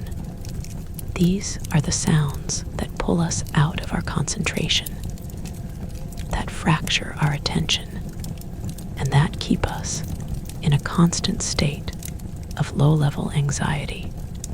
The pre-mobile worker, by contrast, had a soundscape that was more predictable and less intrusive, allowing for a deeper and more sustained focus.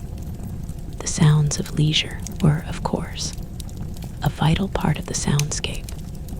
The sound of a needle on a vinyl record, the crackle of static as a radio was tuned to a station, the sound of a crowd cheering at a baseball game, the strumming of a guitar at a campfire, the tinkle of ice in a glass, and the gentle clinking of poker chips.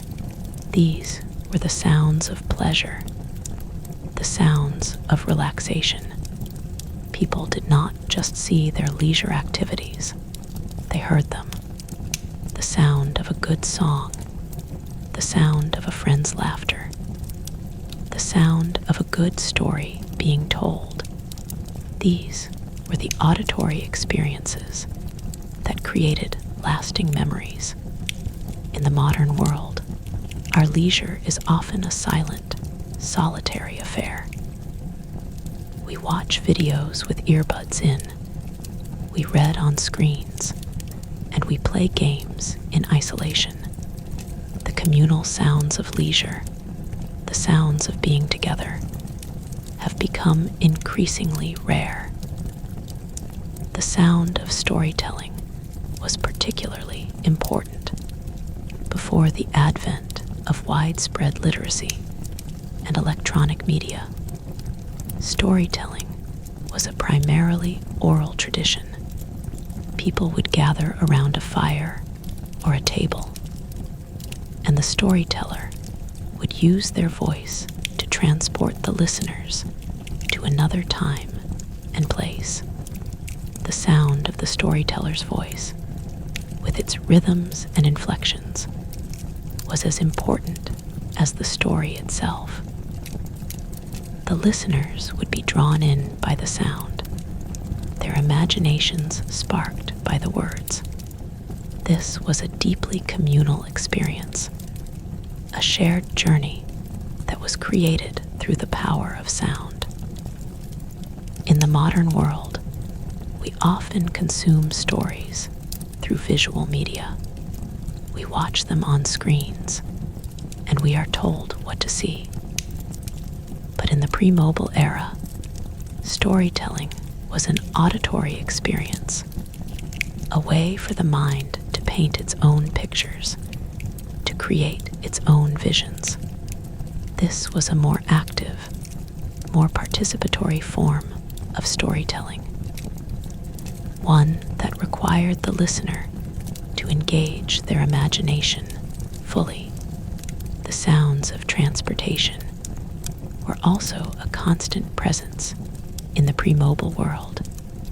The clip-clop of a horse's hooves, the rumble of a train, the whistle of a steamship, and later, the purr of an automobile engine. These were the sounds of movement, the sounds of journey and adventure. These sounds were not just functional, they were evocative. The sound of a train whistle in the distance was a sound of possibility, a sound that promised new horizons and escape from the mundane. The sound of a ship's horn was a sound of farewell, a sound of departure and adventure. These sounds were woven into the fabric of life, and they carried with them a powerful emotional charge. In the modern world, the sounds of transportation are often just noise, a dull roar that we tune out. But in the pre-mobile era, these sounds were full of meaning, full of stories, and full of the promise of the unknown. The sound of nature was, of course, the most fundamental element of the pre-mobile soundscape. The sound of the wind in the trees, the sound of a babbling brook, the sound of waves crashing on a shore, the sound of a thunderstorm, and the sound of birds singing at dawn. These were the sounds that connected people to the primal rhythms of the planet. In a world without constant digital noise, these sounds were more noticeable and more powerful. They could soothe the soul, inspire awe, and humble the human spirit. The people of the pre-mobile era lived in a world that was more acoustically alive, a world where they could hear the planet breathing. This connection to nature through sound was a profound source of spiritual nourishment, a way to find peace and perspective in a busy world. But the soundscape of the pre-mobile world was not just about the sounds themselves. It was also about the way people listened. Without the constant distraction of screens, people listened more deeply. They could hear the subtle inflections in a person's voice, the underlying emotion in a simple phrase. They could hear the difference between a friendly and a hostile silence. They could hear the approach of a friend or a stranger by the sound of their footsteps. This ability to listen was a crucial social skill, a way of reading the world and the people in it. It was a skill that is now often atrophied by the constant input of digital media. We have become so accustomed to being spoken at that we have forgotten how to truly listen. But the people of the pre-mobile era knew that listening was an art, a way of showing respect, a way of understanding, and a way of connecting. The architecture of memory in the pre-mobile world was also shaped by the absence of constant documentation. In a world without smartphones to capture every moment, memory itself was the primary repository of experience. People were forced to remember things, not just the big events, but the small, everyday moments. The scent of a particular flower, the sound of a loved one's laugh, the feeling of a warm summer rain, the taste of a favorite meal. These were the things that were stored in the vault of memory, often with a vividness that is lacking in our photo-saturated world.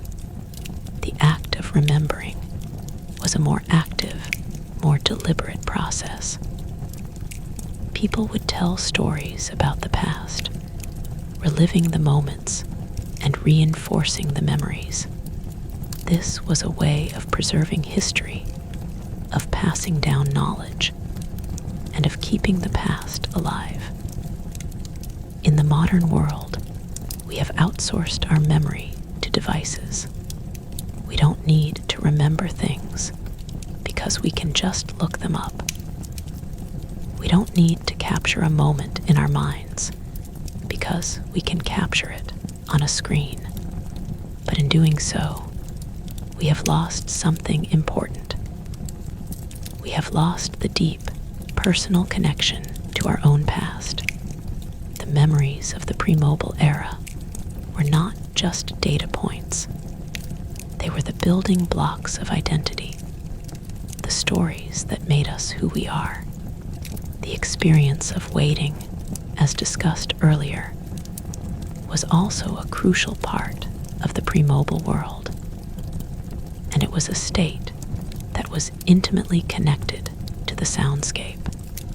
When a person waited, they did not escape into a screen. They listened to the world around them. They listened to the tick-tock of a clock, the murmur of other passengers, the distant sounds of the street. This was a time for reflection, for observation, and for simply being present in the moment. Waiting was not a void to be filled. It was a space to be inhabited. It was a time for the mind to wander, for the senses to open, and for the soul to find its own rhythm. In the modern world, waiting has become an intolerable burden, a moment to be escaped at all costs. But the people of the pre-mobile era understood that waiting was a natural part of life, a time to pause, to reflect, and to simply exist. They had not yet learned to be afraid of the quiet spaces. The relationship with time itself was fundamentally different. Time was not a resource to be managed. It was a river to be experienced. The days moved with the sun, the weeks with the moon, and the seasons with the earth. The rhythm of life was dictated by the natural world, not by the demands of a digital calendar. People were not always rushing to the next thing. They were often content to simply be in the moment. The concept of killing time was a relatively foreign idea. Time was not an enemy to be defeated. It was a gift to be cherished. This relationship with time fostered a deeper sense of peace and contentment. People were not always anxious about what they were missing. They were focused on what they were experiencing. They were not always planning for the future. They were often savoring the present. This was a slower, more deliberate way of living, a way of being that was more in tune with the rhythms of the human heart. The visual landscape of the pre-mobile world was also a crucial component of its character. The world was not seen through a screen. It was seen directly with the naked eye. People observed the world around them with a keen sense of detail. They noticed the architecture of their town, the faces of their neighbors, the patterns of the clouds, the colors of the changing leaves. This was a world of high resolution and high contrast, a world where the visual details were not filtered through a digital lens. The act of looking was a form of engagement. People would sit on their porches and watch the world go by. They would look out their windows and observe the weather. They would go for walks and notice the details of the natural world. This was a form of active observation, a way of connecting with the environment and with the community. In the modern world, we often see the world through a screen. We are constantly taking pictures, posting updates, and scrolling through images. We experience the world mediated through technology, but the people of the pre-mobile era experienced the world directly, in all its raw and unfiltered beauty. The rituals of the day, the week, and the year were also a defining feature of this world. These rituals provided structure, meaning, and a sense of continuity. The day began with the morning routine, the week with the Sabbath or a day of rest, and the year with the seasonal holidays. These were times for connection, for reflection, and for celebration. They were a way of marking the passage of time, of giving shape and meaning to the cycle of life. In the modern world, the rituals of daily life have been eroded by the demands of work and the temptations of digital entertainment. We have lost the rhythm of a traditional week, the sense of a sacred day of rest. We have lost the connection to the seasonal holidays, the sense of celebration that comes with the changing of the year. But the people of the pre-mobile era understood that rituals were essential. They were the threads that wove together the fabric of a life, the anchor points that kept people grounded in a changing world. The importance of physical space and place cannot be overstated. In the pre-mobile world, people were deeply connected to their physical surroundings. They knew their town or city intimately.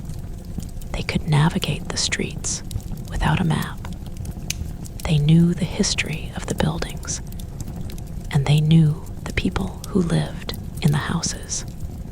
This was a world of tangible geography, a world where every street corner had a story, and every park had a memory. The The sense of place was a powerful force in people's lives. It gave them a sense of identity and a feeling of rootedness. In the modern world, we are often disconnected from our physical surroundings. We live in a globalized world where one place looks much like another. We navigate with GPS, and we often don't know the names of our neighbors, but the people of the pre-mobile era were intimately connected to their place. And this connection was a source of deep comfort and security. The experience of shopping was also a fundamentally different experience. It was a social activity, a journey into the community. People would go to the local butcher, the baker, and the greengrocer. They would know the shopkeepers by name, and the shopkeepers would know their customers. This was a world of personal relationships, a world of trust and mutual respect. The act of shopping was not a transaction, it was an interaction. People would chat with the shopkeeper, they would ask for advice, and they would share the news of the day. The market was a hub of social life, a place where people came together to do business and to build community. In the modern world, we often do our shopping online. We click a button, and the product appears at our door. We have no relationship with the seller, and the act of shopping is a solitary, impersonal experience. But the people of the pre-mobile era understood that shopping was a social event, a time for connection and community.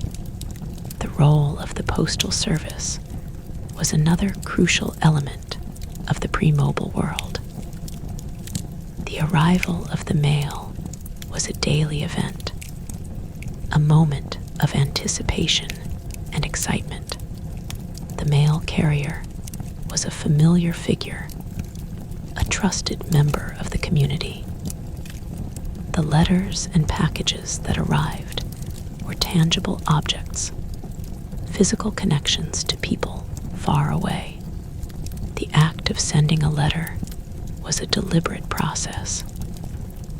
People would write their thoughts, fold the paper, seal it in an envelope, and mail it. The letter was a piece of the sender, a tangible expression of their feelings. The arrival of a letter was a moment of joy, a time to connect with a loved one who was far away. In the modern world, we communicate through instant messages and emails.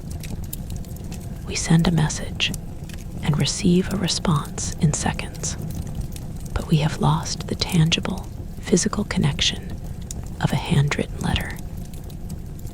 The letter was a slow, deliberate form of communication, a way of saying that someone was worth the time and effort.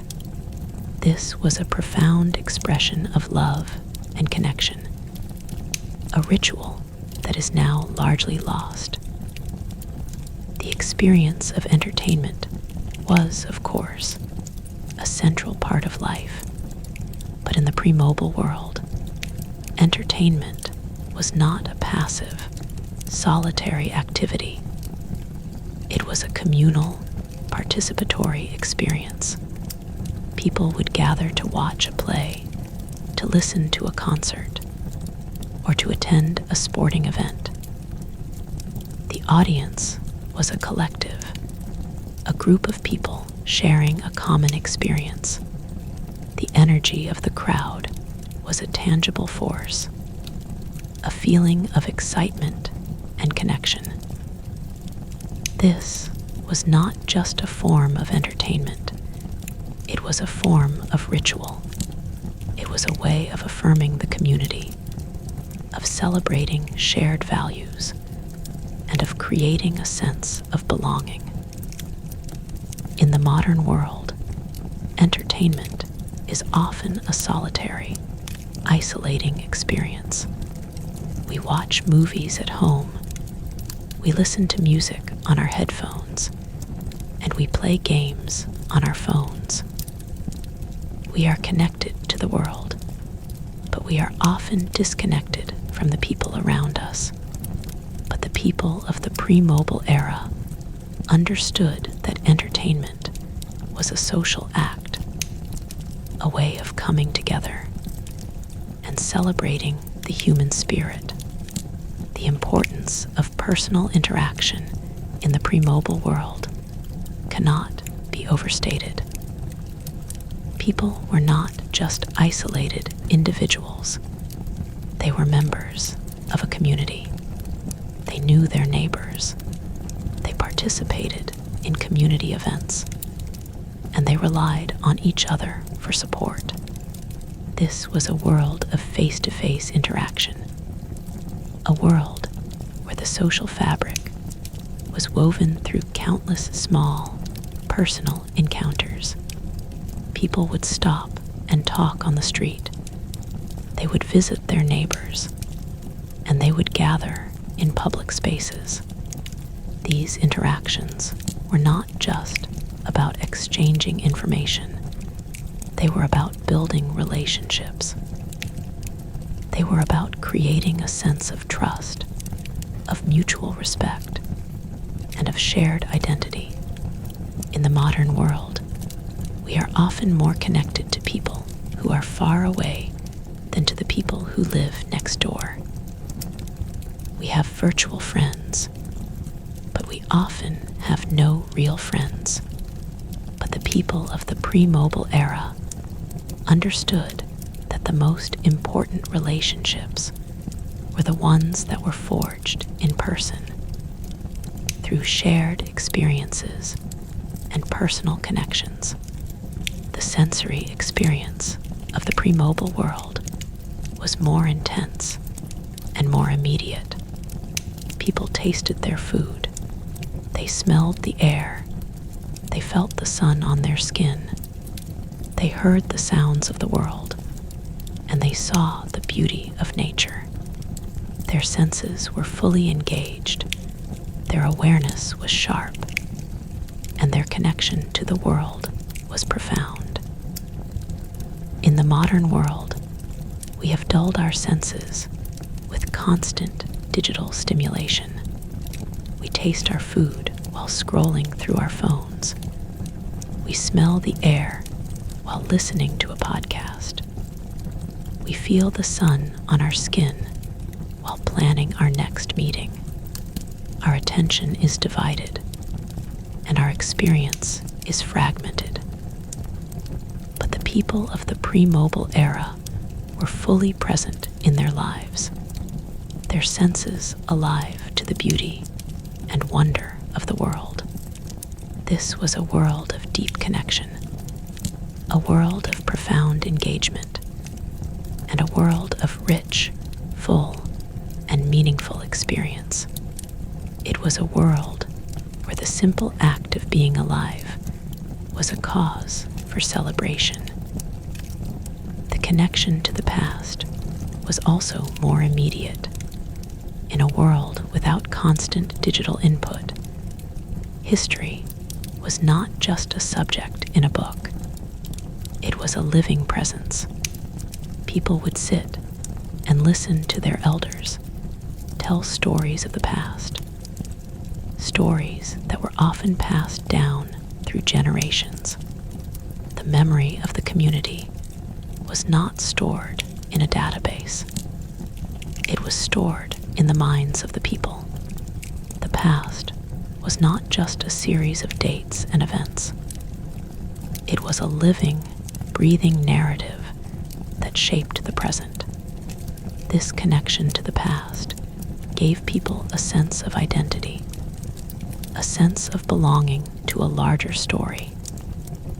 It provided a foundation for the present, a context for the future. In the modern world, the past is often forgotten, a casualty of the relentless march of progress. We live in a culture of the new, a culture that is constantly looking forward. But the people of the pre-mobile era understood that the past was a vital part of the present, a source of wisdom and a guide for the future. The concept of a good death was also more prominent. In a world with less medical intervention, death was a more familiar presence. People died at home, surrounded by their families. The rituals of dying and mourning were a central part of community life. People would come together to support the bereaved, to share their grief, and to celebrate the life of the departed. This was a way of confronting the reality of death, of accepting it as a natural part of life. In the modern world, we often hide death away in hospitals and nursing homes. We have become disconnected from the dying process, and we are often unprepared for the grief that comes with loss. But the people of the pre-mobile era understood that death was a part of life, and they faced it with a sense of dignity and community. The rituals of mourning were a way of saying goodbye, of honoring the life of the departed, and of helping the living to heal. The world before mobile phones was a world of words, but it was a world of spoken words, not just written ones. The spoken word was the primary medium of communication. People would tell stories, share news, and debate ideas in person. The skill of oratory was highly valued. A good speaker could captivate an audience, sway an opinion, and inspire a community. This was a world of vibrant conversation, of lively debate, and of powerful stories. The spoken word was the glue that held the community together. In the modern world, we have become more focused on the written word, on the text message and the email. We have lost some of the power and nuance of spoken language. We have lost the ability to read a face, to hear a tone, and to connect on a deeper level. But the people of the pre-mobile era understood that the spoken word was the most powerful tool of human connection, a way of building bridges and creating understanding. The slow pace of life was not a sign of laziness or lack of ambition. It was a sign of wisdom. The people of the pre-mobile era understood that some things cannot be rushed. A good relationship takes time to build. A good meal takes time to prepare. A good idea takes time to develop. They were not always in a hurry to get to the next thing. They were often content to savor the moment. This slow pace of life fostered a deeper sense of well-being. It reduced stress, improved relationships, and allowed for more creativity and contemplation. In the modern world, we are all in a hurry. We rush from one activity to the next, always trying to do more in less time. We have forgotten the value of slowing down, of being present, and of savoring the simple moments of life. But the people of the pre-mobile era knew that the good life was a slow life, a life of deep connection, a life of profound presence, and a life of simple, enduring pleasures. They understood that the most important things in life are not the things we can see or touch or consume, but the things we can feel in our hearts and share with the people we love. This was a world of deep humanity, a world of rich experience, and a world of profound connection. It was a world that, for all its challenges, offered a template for a more meaningful and satisfying life. A life lived with intention, with presence, and with a deep appreciation for the sacred ordinary. The architecture of the pre-mobile home was not merely a physical structure of wood, brick, and stone. It was a carefully constructed sanctuary designed to foster connection, contemplation, and the slow, deliberate rhythms of daily life. Every room, every piece of furniture, and every household object served a purpose that extended far beyond its practical function, contributing to an environment that was intentionally crafted to support the human need for rest, reflection, and relationship. In the absence of the omnipresent glow of screens and the constant hum of digital devices, the home was a place of profound sensory experience, a space where the boundaries between the inner and outer worlds were softly blurred, and where the soul could find its natural equilibrium. The living room, the kitchen, the bedroom, and even the hallway were not just spaces to pass through. They were stages upon which the drama of family life was enacted, each with its own unique atmosphere, its own set of rituals, and its own contribution to the overall symphony of domestic existence. The living room, often referred to as the parlor or the sitting room, was the heart of the home, the central gathering place where the family would come together at the end of the day. It was a space designed for comfort and conversation, furnished with overstuffed sofas and armchairs that invited one to sink in and stay a while. The furniture was not chosen for its sleek, minimalist aesthetic, but for its warmth and its ability to accommodate the human form in a state of relaxation. The fabrics were soft and textured. The colors were warm and inviting, and the overall effect was one of cozy intimacy. The centerpiece of the living room was often the fireplace, a source of both physical and emotional warmth that drew the family together like a magnet. The crackling fire was not just a source of heat. It was a focal point for the eye, a source of hypnotic fascination that could hold the attention for hours. The dancing flames cast flickering shadows on the walls, creating a sense of drama and mystery that was both soothing and stimulating. The family would gather around the fire on cold winter evenings, their faces illuminated by the golden glow, their voices raised in conversation, laughter, and song.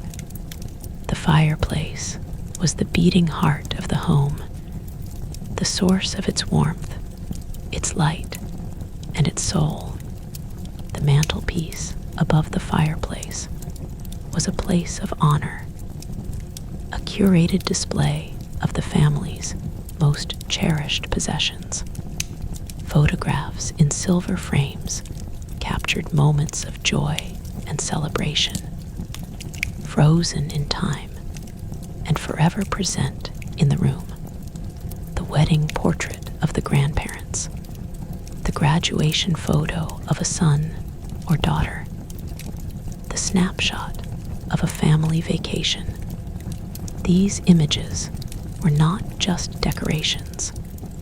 They were touchstones of memory, visual reminders of the people and the experiences that defined the family's identity. The mantelpiece might also hold a cherished heirloom, a piece of fine china, or a handcrafted object that had been passed down through the generations. These objects were not just things.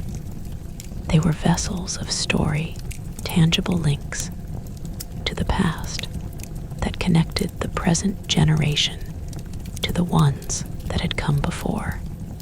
The mantelpiece was a shrine to the family's history, a sacred space that honored the past and anchored the present. The walls of the living room were also a canvas for the family's story. Paintings, prints, and photographs adorned the walls, each one a window into a different world or a different time. A landscape painting might hang above the sofa, its serene beauty offering a moment of escape from the concerns of the day. A portrait of a beloved ancestor might watch over the room, a silent guardian of the family's legacy. The art on the walls was not chosen for its investment value or its ability to impress guests. It was chosen for its personal meaning, for the way it resonated with the family's values and memories. The living room was a reflection of the family's soul, a physical manifestation of their identity, their history, and their aspirations. The dining room was another space of profound ritual and connection. It was not just a place to eat. It was a place to gather, to share, and to communicate. The dining table was the altar of the family, the place where the daily bread was broken and the daily stories were told. The table was often made of solid wood, its surface scarred with the marks of years of use, each scratch and stain a testament to the meals that had been shared and the conversations that had been had. The chairs were arranged around the table, each one assigned to a specific family member, creating a sense of order and belonging. The meal was a sacred event, a time to put aside the cares of the day and to focus on each other. The food was prepared with care, and it was served with ceremony. The conversation was the main course, a rich and varied feast of ideas, opinions, and emotions. The dining room was a place of nourishment, not just of the body, but of the soul.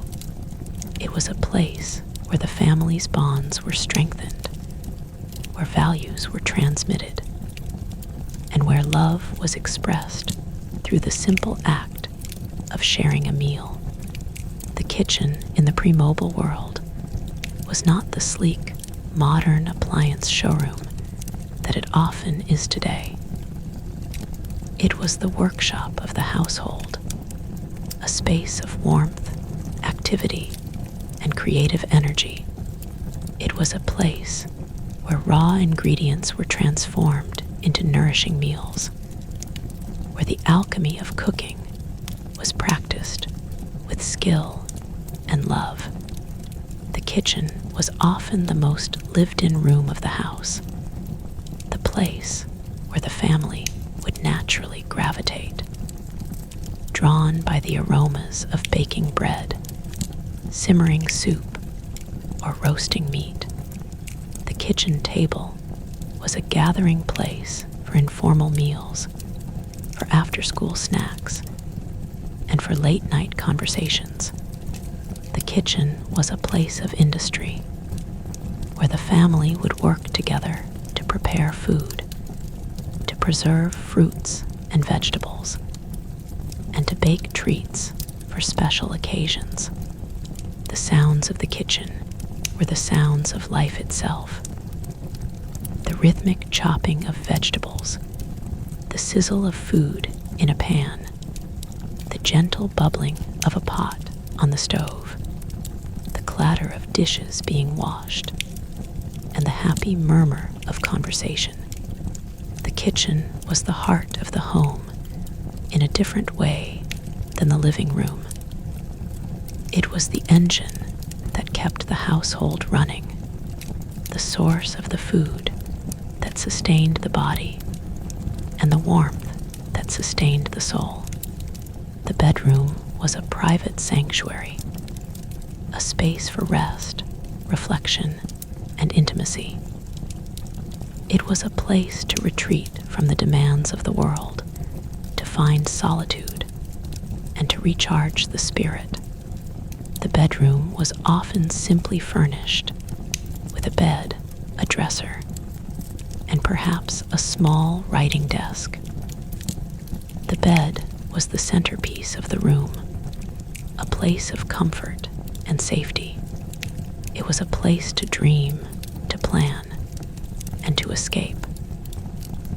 The bedroom was a space of personal expression, decorated with objects that held special meaning to the individual. A bookshelf might hold a collection of favorite novels. A small table might display a family photograph, and the walls might be adorned with posters or prints that reflected the occupant's interests and passions. The bedroom was a place of quiet, a space where the mind could wander freely, unburdened by the demands of the outside world. The sounds of the bedroom were the sounds of solitude. The ticking of a clock, the whisper of the wind outside the window, and the steady rhythm of one's own breathing.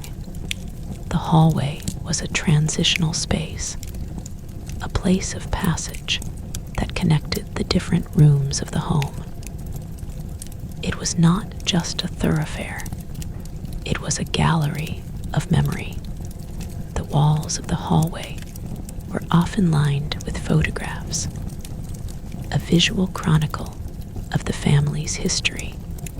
As one walked down the hallway, one would be accompanied by the faces of ancestors, a silent reminder of where one came from and the legacy one was carrying forward.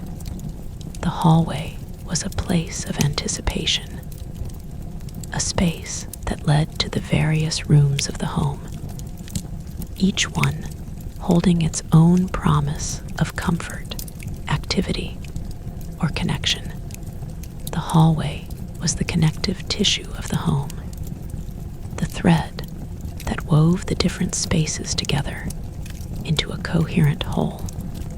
The front porch was a crucial extension of the home, a liminal space that bridged the private world of the family and the public world of the community. It was a place to sit and watch the world go by, to greet the neighbors, and to enjoy the fresh air. The front porch was a social space, a place where friendships were forged and community bonds were strengthened. The family would gather on the porch on warm summer evenings, sipping lemonade, waving to passersby, and sharing the news of the day.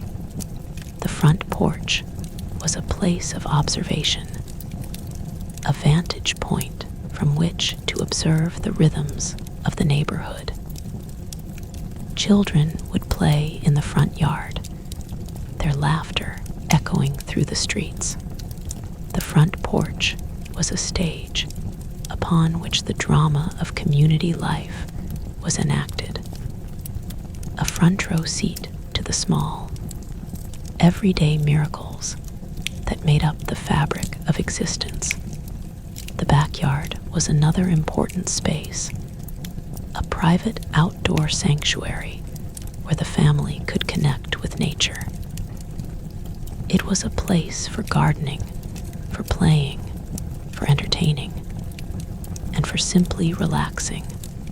The backyard was a space of cultivation, a place where flowers were grown, vegetables were tended, and the beauty of the natural world was nurtured. The children would play in the backyard, building forts, climbing trees, and exploring the wonders of the natural world. The family would gather in the backyard for barbecues, for birthday parties, and for lazy summer afternoons. The backyard was a space of freedom, a place where the family could be themselves, away from the prying eyes of the world. The basement and the attic were the repositories of memory, the archives of the family's history. The basement was often a workshop, a space for hobbies and home repairs. It was a place of creative energy, where the father might tinker with a car engine or build a piece of furniture. The attic was a dusty, forgotten space, filled with boxes of old photographs, letters, and heirlooms. It was a place of discovery, where the family could delve into the past and unearth the treasures of their ancestors. The basement and the attic were the keepers of the family's secrets, the silent witnesses to the passage of time. The home itself was not just a physical structure. It was a living entity, a repository of memory, and a source of identity. It was a place of belonging, a place where one was known and loved unconditionally. The walls of the home were not just walls. They were the containers of a life, the silent witnesses to the joys, the sorrows, the triumphs, and the failures that had been experienced within them. The home was a sacred space, a temple of domesticity, where the rituals of daily life were enacted with reverence and love. The experience of time within the home was also fundamentally different. The home was not a place of constant activity and stimulation. It was a place of rhythm and routine. The day was structured by the natural rhythms of light and dark, by the demands of work and school, and by the rituals of meals and rest. There was a time for work and a time for leisure, a time for activity and a time for stillness. The home was a place of order, a place where the chaos of the outside world was held at bay. This sense of order was not imposed from the outside. It arose organically from the rhythms of family life. The objects within the home were not just functional items. They were vessels of memory and meaning. A well-worn armchair was not just a piece of furniture. It was the place where the father would sit and read the newspaper, a place that held the imprint of his body. A handmade quilt was not just a blanket. It was a work of love, a piece of the mother's heart and soul stitched into every seam. A chipped teacup was not just a vessel for tea. It was a reminder of a shared conversation, a moment of intimacy with a friend. The objects in the home were not disposable. They were cherished, repaired, and passed down through the generations. They were the tangible links to the past, the physical reminders of the people, and the moments that had shaped the family's identity. The experience of reading in the pre-mobile world was also fundamentally different. Reading was not a solitary, isolating activity that was pursued in a digital cocoon. It was a deeply social and shared experience. The family would often read aloud to one another. The sound of the readers voice a soothing, hypnotic presence that filled the room. The children would gather around the mother or father, their eyes wide with wonder as they listened to a story.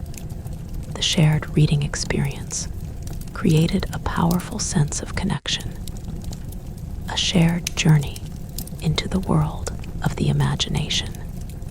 The book was not just a source of personal entertainment. It was a source of family entertainment, a catalyst for conversation and shared reflection.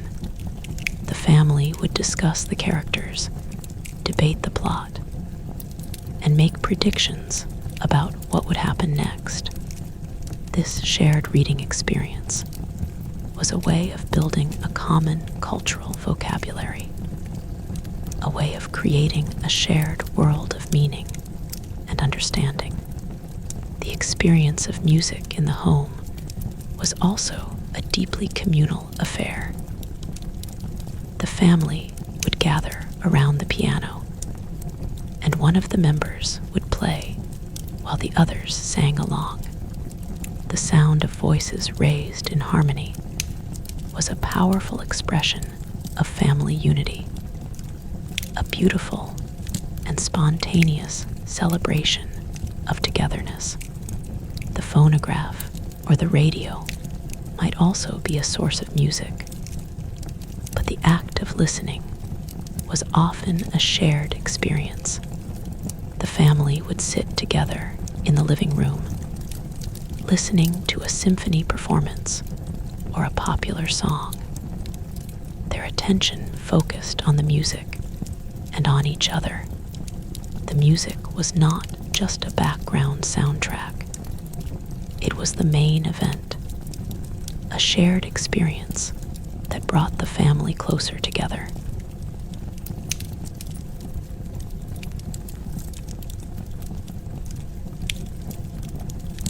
The rituals of the evening were also a central part of domestic life. The transition from the activity of the day to the restfulness of the night was marked by a series of gentle, calming rituals. The children would be bathed, their faces scrubbed, and their hair combed. The family would gather for a final conversation, a moment of quiet connection before the day came to an end. A bedtime story would be read aloud. The soft, soothing voice of the parent lulling the child to sleep.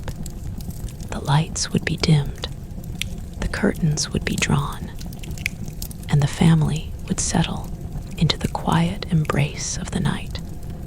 The sounds of the evening were the sounds of stillness.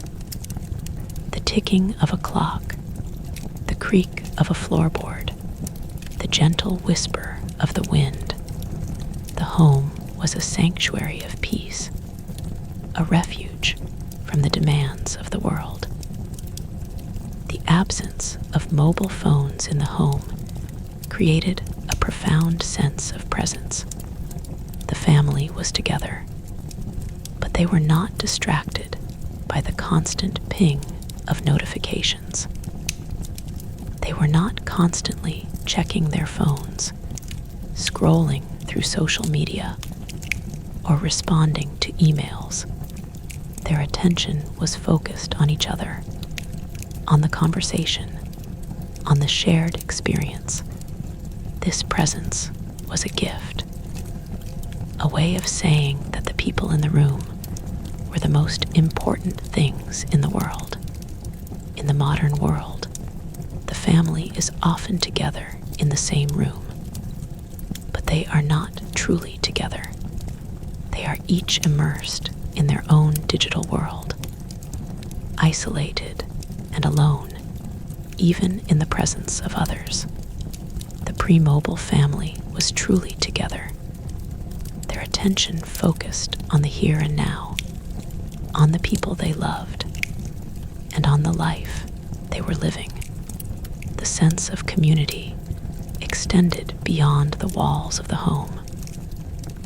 The neighborhood was an extended family, a network of support and connection. The neighbors knew each other. They looked out for each other, and they were there for each other in times of need. The children would play together in the streets. The adults would gather for block parties and backyard barbecues, and the elderly would sit on their porches and watch the world go by. The neighborhood was a living, breathing community, a place where people knew each other's names and cared about each other's well-being. The local institutions were also a vital part of this community fabric. The church, the school, the library, and the community center were all hubs of social life. People would gather for worship, for education, for entertainment, and for social connection. These institutions provided a sense of belonging, a shared identity, and a network of support. They were the threads that wove the community together, the bonds that connected one family to another. The sense of shared history was another crucial element of community life.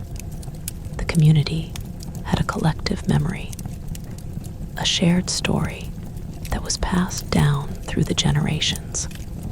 The local landmarks, the historical monuments, and the annual festivals were all reminders of this shared history. The community's identity was not just a matter of geography. It was a matter of shared experience, a sense of belonging to a place that had a story to tell. The pace of life in the pre-mobile community was also defined by the natural rhythms of the earth. The changing of the seasons was not just a shift in the weather. It was a shift in the rhythm of community life. The spring was a time of renewal, a time for planting gardens and for cleaning the house. The summer was a time for outdoor activities, for community festivals, and for long, lazy days. The autumn was a time for harvest, for gathering the fruits of one's labor, for preparing for the winter. The winter was a time for introspection, for gathering around the fire, and for celebrating the holidays. These seasonal rhythms provided a sense of structure, a natural cycle that gave shape and meaning to the year.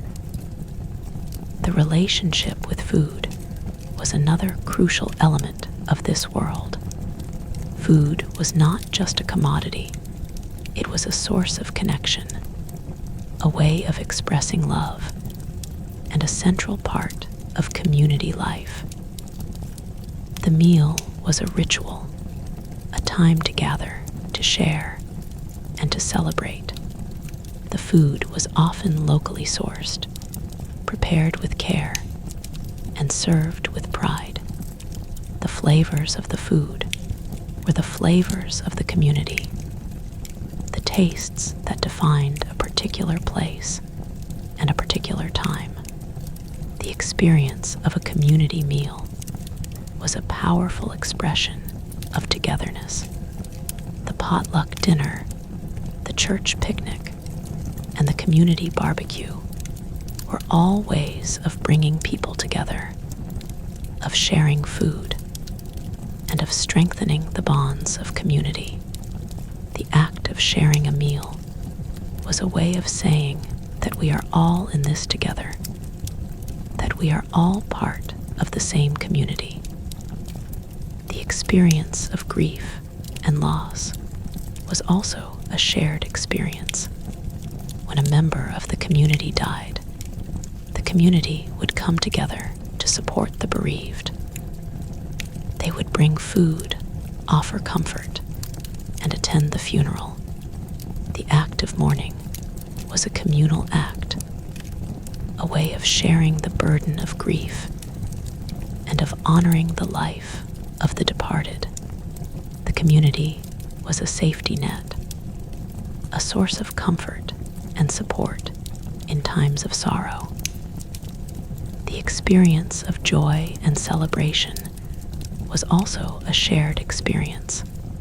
When a couple got married, when a baby was born, or when a child graduated, the community would come together to celebrate.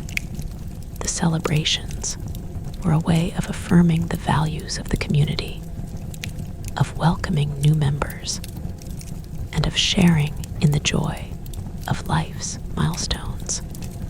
The community was a source of joy and support, a place where life's triumphs were celebrated and life's challenges were faced together. The relationship with the past was also a crucial element of community life. The community had a collective memory, a shared history that was passed down through the generations.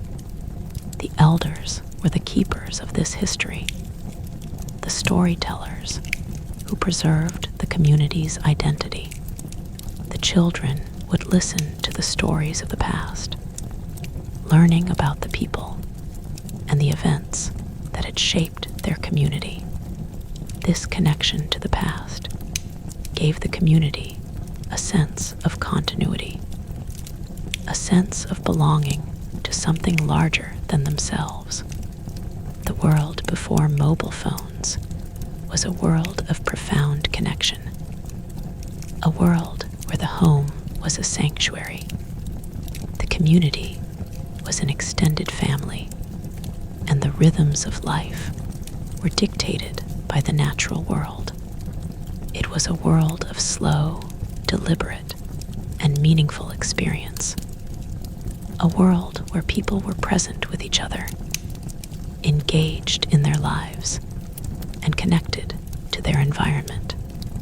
This world was not without its challenges, its hardships, and its injustices, but it was a world that, for all its flaws, offered a template for a more authentic, more connected, and more fulfilling way of life.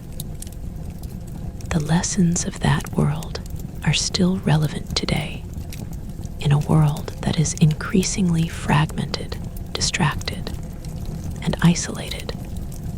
We would do well to remember the wisdom of our ancestors, to find ways to unplug, to connect, to be present, and to cultivate a deeper appreciation for the simple, enduring pleasures of human life. The art of domestic life was a highly developed skill, a craft that was practiced with care and intention. The home was not just a place to live. It was a project, a work in progress that was constantly being refined and improved. The homemaker was a master of 1,000 small arts: cooking, cleaning, gardening, sewing, mending, and decorating. These skills were not just practical necessities. They were expressions of creativity, love, and devotion. The home was a canvas upon which the family's identity was painted, a stage upon which the drama of life was enacted, and a sanctuary where the soul could find its natural rhythm. The experience of a child in this pre-mobile world was also fundamentally different. Childhood was a time of exploration, imagination, and discovery. Children were not passive consumers of digital content. They were active creators of their own entertainment. They would explore the world around them, climb trees, build forts, and play games with their friends. Their imagination was their most powerful tool, a boundless source of creativity and wonder. They were not afraid of boredom. They embraced it as an opportunity to invent, to dream, and to create. Childhood was a time of freedom, a time to explore the world and to discover one's own identity. The role of the parent in this pre-mobile world was also different. Parents were not just chauffeurs, tutors, and providers. They were mentors, guides, and companions. They would spend time with their children, teaching them the skills they would need to become productive and responsible adults. They would tell them stories, answer their questions, and guide them through the challenges of growing up. The parent-child relationship was a central pillar of family life, a source of love, support, and wisdom. The role of the grandparent was also crucial. Grandparents were the keepers of family history, the storytellers who passed down the traditions and the values of the family. They were a source of unconditional love, a constant presence in the lives of their grandchildren. They would spoil their grandchildren, tell them stories, and teach them the old ways. The grandparent-grandchild relationship was a beautiful and powerful bond, a connection that spanned the generations and provided a sense of continuity and belonging. The experience of education in this pre-mobile world was also different. Education was not just about acquiring information. It was about developing character, learning how to think, and becoming a responsible citizen. The teacher was not just a purveyor of facts. They were a mentor, a role model, and a guide.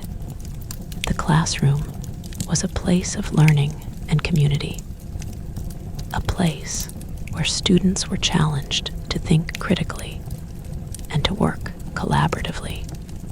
The curriculum was designed to cultivate the whole person, to develop the mind, the body, and the spirit. The experience of work in this pre-mobile world was also different. Work was not just about earning a living. It was about contributing to the community, about using one's skills and talents to make the world a better place. People took pride in their work, and they were respected for their skills. The work ethic was a core value, a sense of duty and responsibility that was passed down through the generations. The workplace was a community in itself, a place where people formed friendships and shared a common purpose. The experience of leisure in this pre-mobile world was also different. Leisure was not just a time to be entertained. It was a time to connect with others, to explore one's passions, and to develop one's talents. People would pursue hobbies, participate in community activities, and spend time with their families. Leisure was a time for personal growth, for social connection, and for relaxation. It was not a time to be passively consumed by digital content. It was a time to actively engage with the world and with the people in it. The experience of faith and spirituality in this pre-mobile world was also different. Faith was not just a private belief. It was a public commitment, a way of life that was expressed through community, ritual, and service. The church, the mosque, or the synagogue was the center of community life, a place where people gathered to worship, to learn, and to support each other. Faith provided a sense of meaning, a moral compass, and a source of comfort and strength. The experience of the natural world in this pre-mobile world was also different. People were not just observers of nature, they were participants in it. They felt the weather on their skin, they smelled the earth after a rain, and they heard the sounds of the birds and the wind. This connection to the natural world was a source of spiritual nourishment, a way of finding peace and perspective in a busy world. The experience of time itself in this pre-mobile world was also different.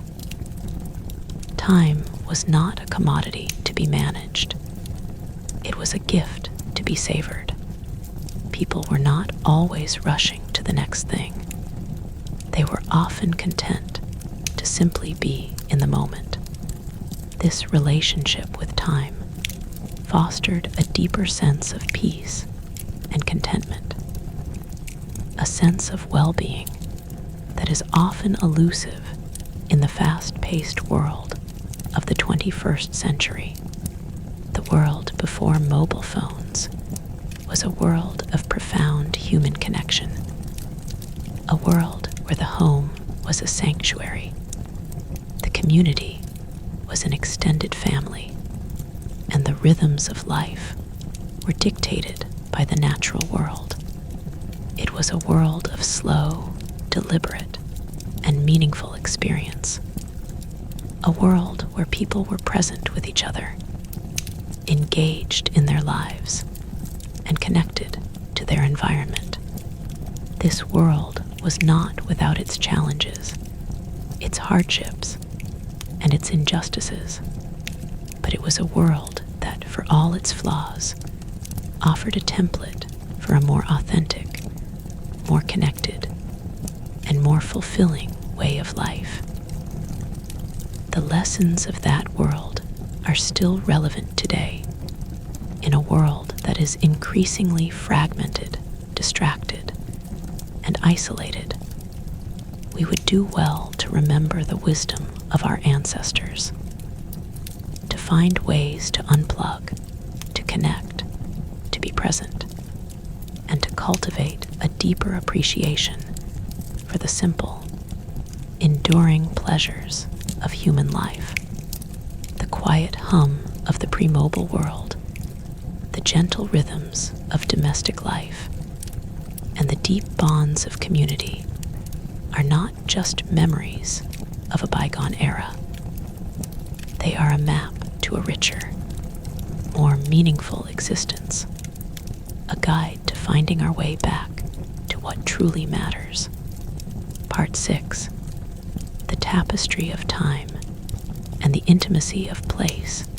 The world before mobile phones was a world of profound sensory engagement, a realm where the boundaries between the self and the environment were softly blurred.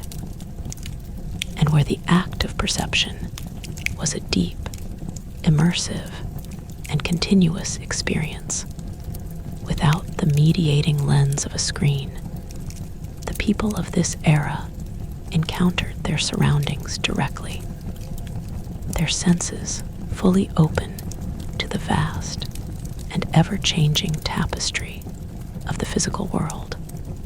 They did not experience life through the curated, filtered, and often distorted lens of a digital device. They experienced it in its raw, unfiltered, and magnificent reality. The world was not a backdrop to be captured and shared. It was a living, breathing entity to be felt, heard, smelled, and tasted. This direct, unmediated engagement with the environment was not just a passive reception of sensory data. It was an active dialogue, a continuous conversation between the self and the world that shaped perception, memory, and identity in profound and lasting ways. The visual landscape of the pre-mobile world was one of remarkable depth and detail. Without the constant distraction of a screen, the human eye was free to roam, to observe, and to appreciate the subtleties of the visual environment. People noticed the way the light fell on a particular building, the intricate patterns of frost on a window pane, the shifting colors of a sunset, and the unique architecture of a leaf. This was a world of high visual acuity, a world where the details were not blurred by the low resolution of a digital image, but were rendered with the crisp, infinite clarity of the naked eye. The act of seeing was not a passive reception of light. It was an active process of interpretation, a way of making meaning out of the visual chaos of the world. People did not just look at things, they saw them. They noticed the small, often overlooked details that gave a place its unique character and a moment its particular poignancy. The experience of color in the pre-mobile world was also more intense and more meaningful. The colors of the natural world, the vibrant green of new leaves in the spring, the brilliant orange and red of autumn foliage, the deep blue of a winter sky, the soft pastels of a summer flower were experienced with a vividness that is often lost in the filtered, saturated world of digital images. These were not just abstract colors. They were the colors of life, the colors of the seasons, the colors of memory, the colors of a particular place, were intimately connected to the emotional experience of that place. The warm, golden light of a late summer afternoon, the cool, gray light of a rainy winter day, the soft, hazy light of a spring morning. These were not just lighting conditions, they were moods. They were feelings. They were the visual signatures of a moment in time. The people of the pre-mobile world were intimately acquainted with the color palette of their environment. And this intimate knowledge shaped their emotional connection to the world around them. The experience of texture was also a crucial element of the pre-mobile world. Without the smooth, homogenized surfaces of digital devices, people were constantly engaging with the tactile world. The rough bark of a tree, the smooth surface of a river stone, the soft, yielding texture of a well-worn armchair, the cool, hard surface of a kitchen counter, the warm, furry texture of a family pet. These were the tactile sensations that grounded people in the physical world. The sense of touch was a vital source of information and pleasure, a way of connecting with the environment and with other people. The handshake of a friend, the embrace of a loved one, the gentle touch of a parent. These were not just gestures. They were profound acts of communication, tangible expressions of connection and affection. In a world without digital mediation, the sense of touch was a primary language of intimacy, a way of saying what words could not always express. The experience of smell was also a powerful and often overlooked aspect of the pre-mobile world. The sense of smell is deeply connected to memory and emotion. And in a world without the constant olfactory assault of artificial fragrances and digital devices, the natural scents of the environment were more prominent and more evocative. The smell of freshly baked bread, the earthy scent of a forest after a rain, the salty tang of the ocean, the sweet fragrance of a blooming flower, the comforting smell of a wood fire, the distinct aroma of a particular person. These were the scents that shaped the emotional landscape of a life. A particular smell could instantly transport a person back to a specific time and place, evoking a flood of memories and emotions with a power that no digital image could ever replicate. The olfactory world of the pre-mobile era was a rich and complex tapestry, a hidden dimension of experience that added depth and meaning to the everyday.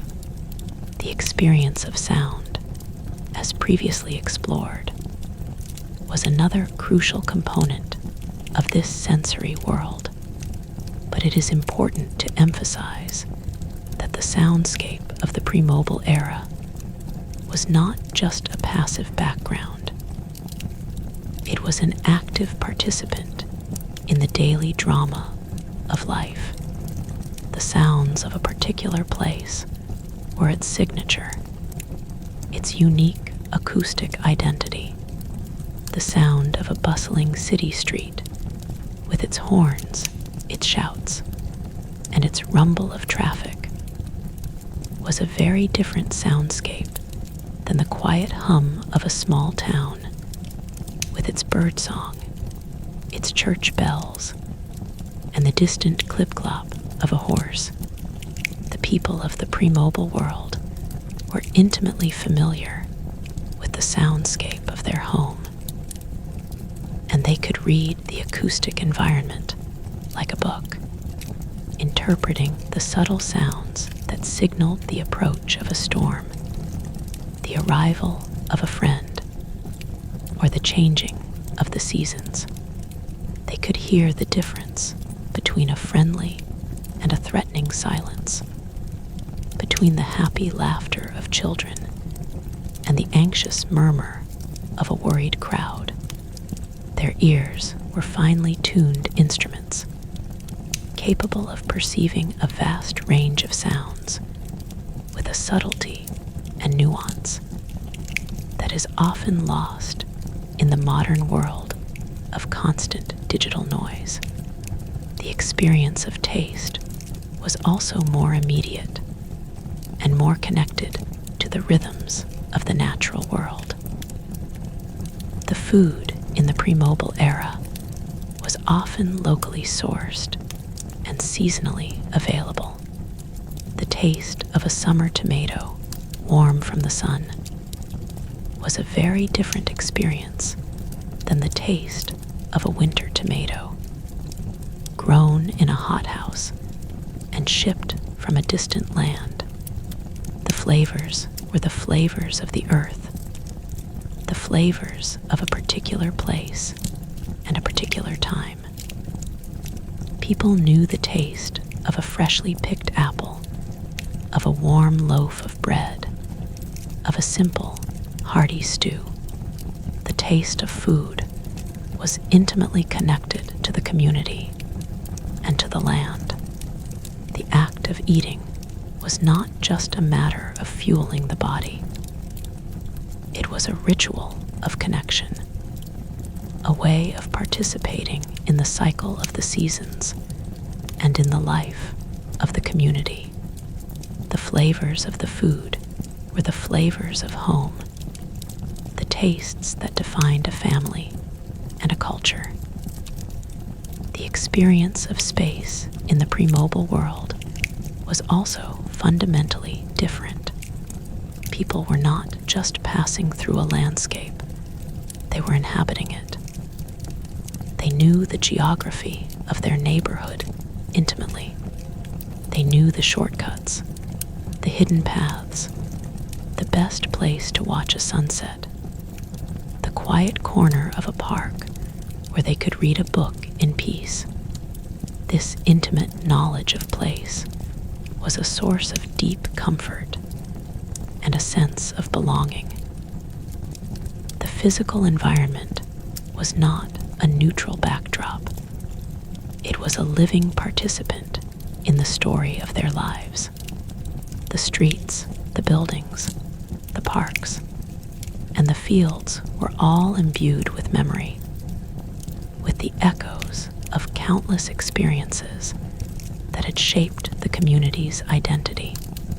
The people of the pre-mobile world were deeply rooted in their place, and this rootedness gave them a sense of stability, a feeling of being part of something larger than themselves. The relationship with the natural world was, of course, the most fundamental aspect of this spatial experience. People were not just observers of nature, they were participants in it. They felt the weather on their skin. They smelled the earth after a rain, and they heard the sounds of the birds and the wind. This connection to the natural world was a source of profound spiritual nourishment, a way of finding peace and perspective in a busy world. The natural world was not a resource to be exploited or a spectacle to be observed from a distance. It was a sacred entity, a source of life, beauty, and wisdom. People understood that they were part of the natural order, not separate from it. This understanding shaped their values, their rituals, and their way of life. The cycle of the seasons was a central organizing principle of pre-mobile life. The rhythm of the year was not just a matter of changing weather. It was a fundamental structuring force that shaped every aspect of human activity. The spring was a time of renewal, a time for planting, for cleaning, and for celebrating the return of life to the world. The summer was a time of abundance, a time for outdoor activities, for community festivals, and for enjoying the long, warm days. The autumn was a time of harvest, a time for gathering the fruits of one's labor, for preparing for the winter, and for reflecting on the year that had passed. The winter was a time of rest, a time for introspection, for gathering around the fire, and for celebrating the holidays. These seasonal rhythms were not just abstract concepts. They were lived experiences, embodied in the food people ate, the clothes they wore, the work they did, and the rituals they performed. The cycle of the seasons gave life a natural structure, a predictable rhythm that provided a sense of comfort and continuity. The concept of time itself was also more closely tied to the natural world. Without the constant digital tick of a clock, time was measured by the sun, the moon, and the stars. People woke with the dawn, worked through the day, and rested with the setting sun. The phases of the moon marked the passage of the month, and the changing of the seasons marked the passage of the year. This was a more organic, more intuitive sense of time, a time that was not imposed from the outside, but was experienced from the inside. The people of the pre-mobile world were not slaves to the clock. They were participants in the great, slow rhythm of the cosmos. The experience of community in the pre-mobile world was also profoundly shaped by the physical environment. The community was not a virtual network.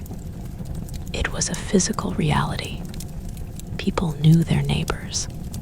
They visited their neighbors, and they relied on their neighbors for support.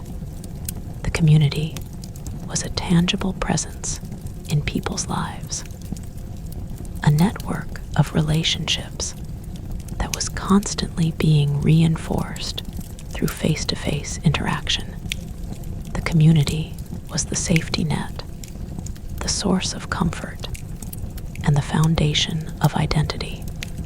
In a world without constant digital connection, the community was the primary source of social interaction, and the bonds of community were strong and enduring. The local institutions were the heart of the community. The church, the school, the library, and the community center were all places where people gathered to connect, to learn, and to celebrate. These institutions were not just functional buildings. They were sacred spaces, repositories of community memory, and symbols of shared identity. They were the places where the community's story was told, its values were transmitted, and its bonds were strengthened. The local institutions were the threads that wove the community together, the anchors that kept it stable in a changing world. The experience of celebration in the pre-mobile world was a deeply communal affair. The community would gather for festivals, for holidays, and for special events. The celebrations were not just for entertainment. They were rituals of solidarity, ways of affirming the community's shared values and strengthening its social bonds.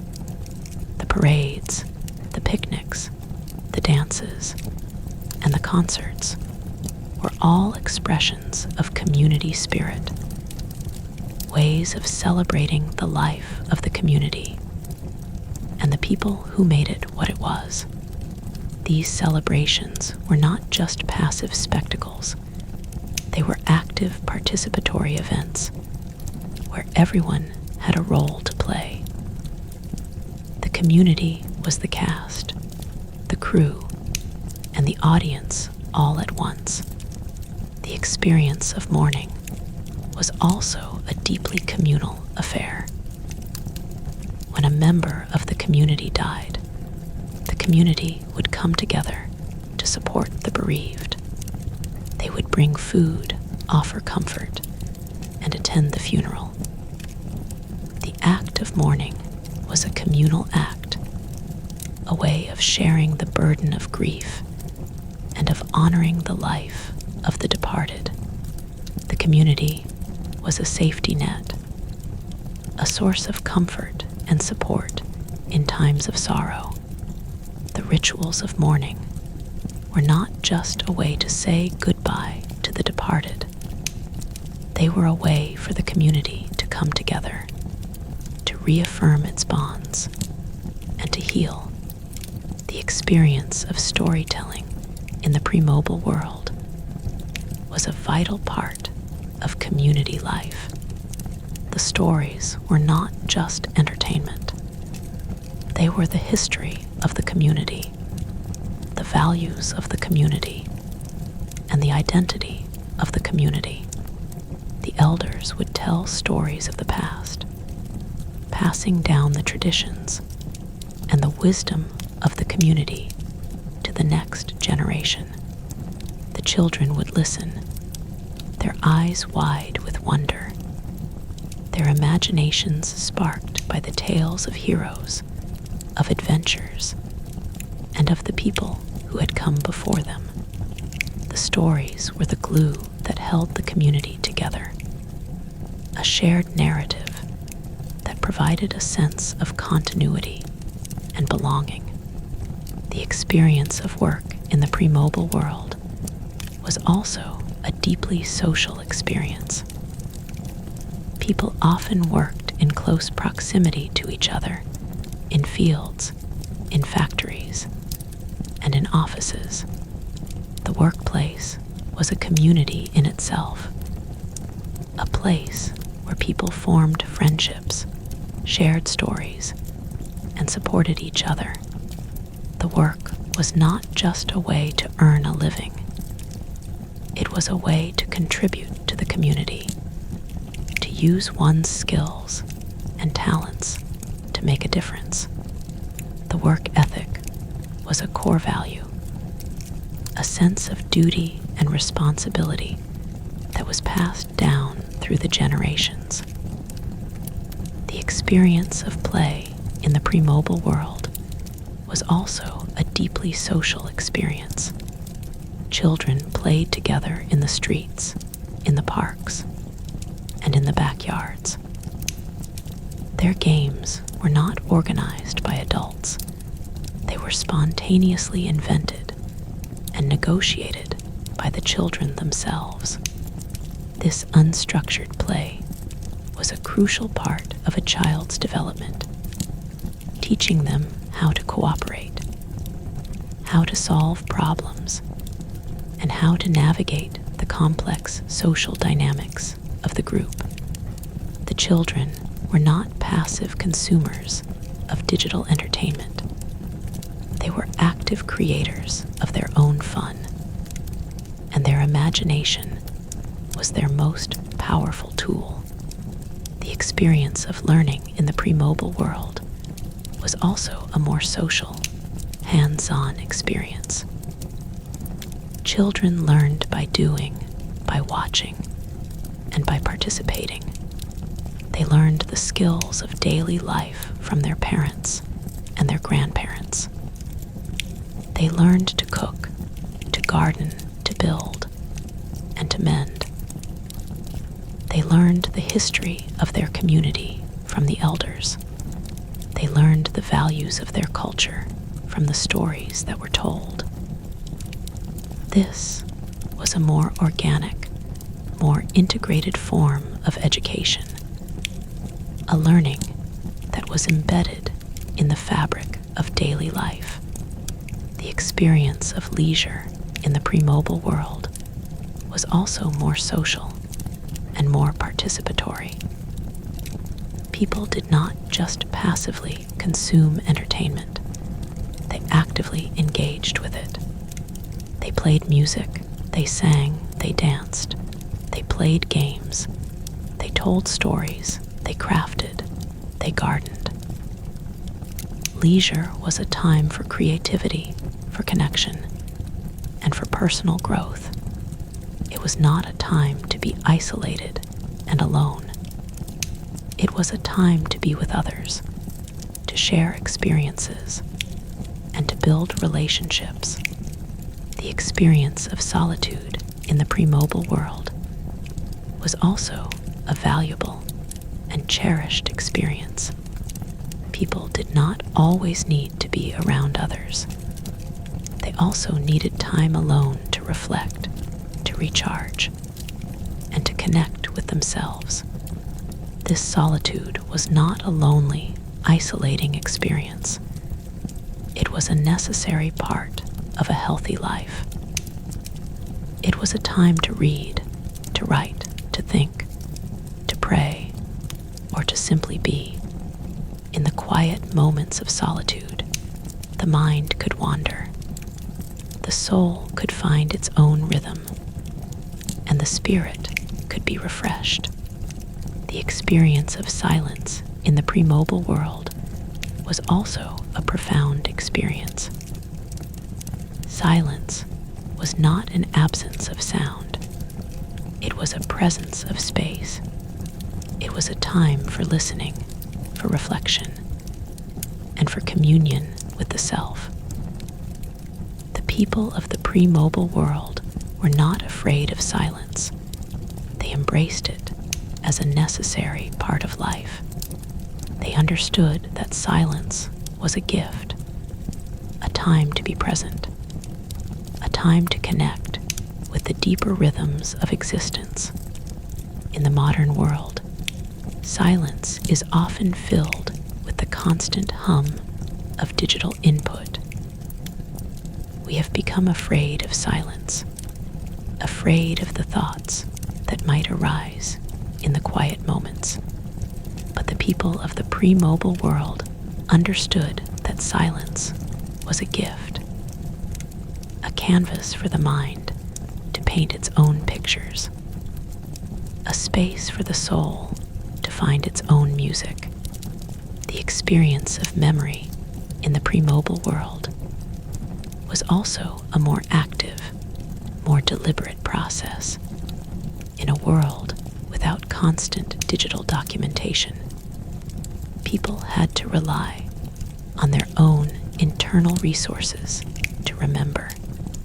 They had to pay attention, to listen carefully, and to store the memories in their own minds. This act of remembering was a form of mental exercise, a way of keeping the mind sharp and the spirit alive. The memories were not just data points.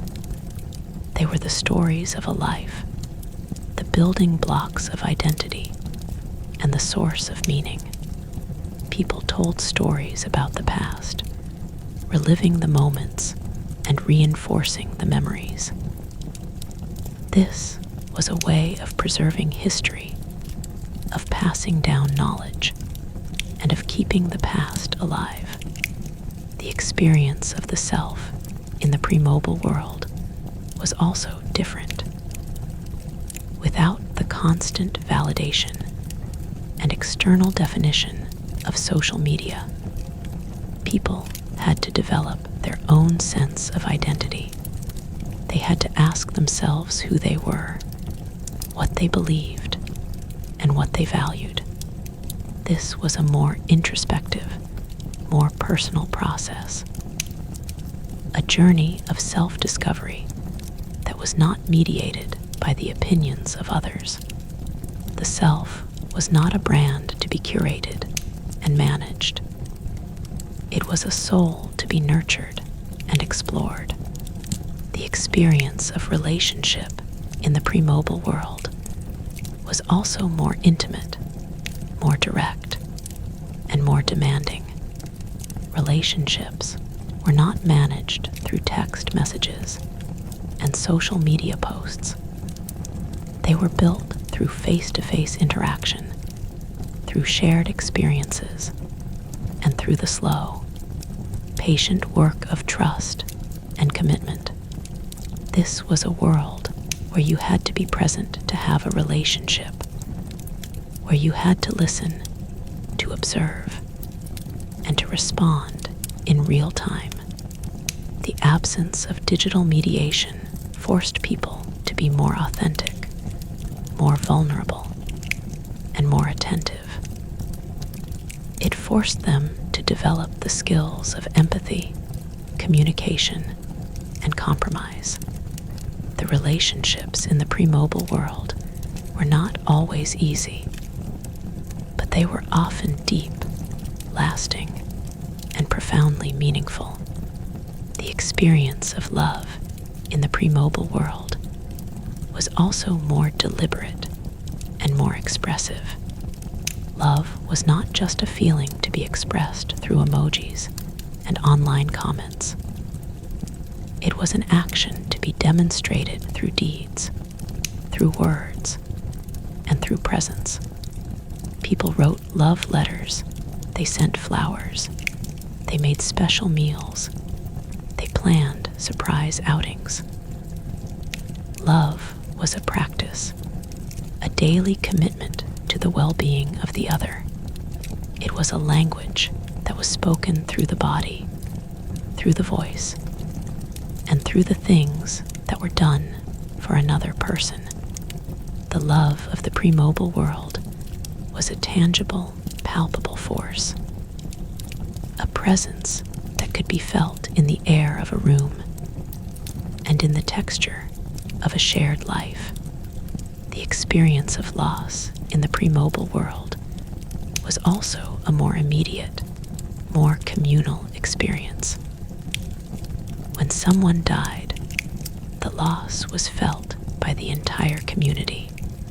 The rituals of mourning were a way for the community to process the grief, to support the bereaved, and to honor the life of the departed.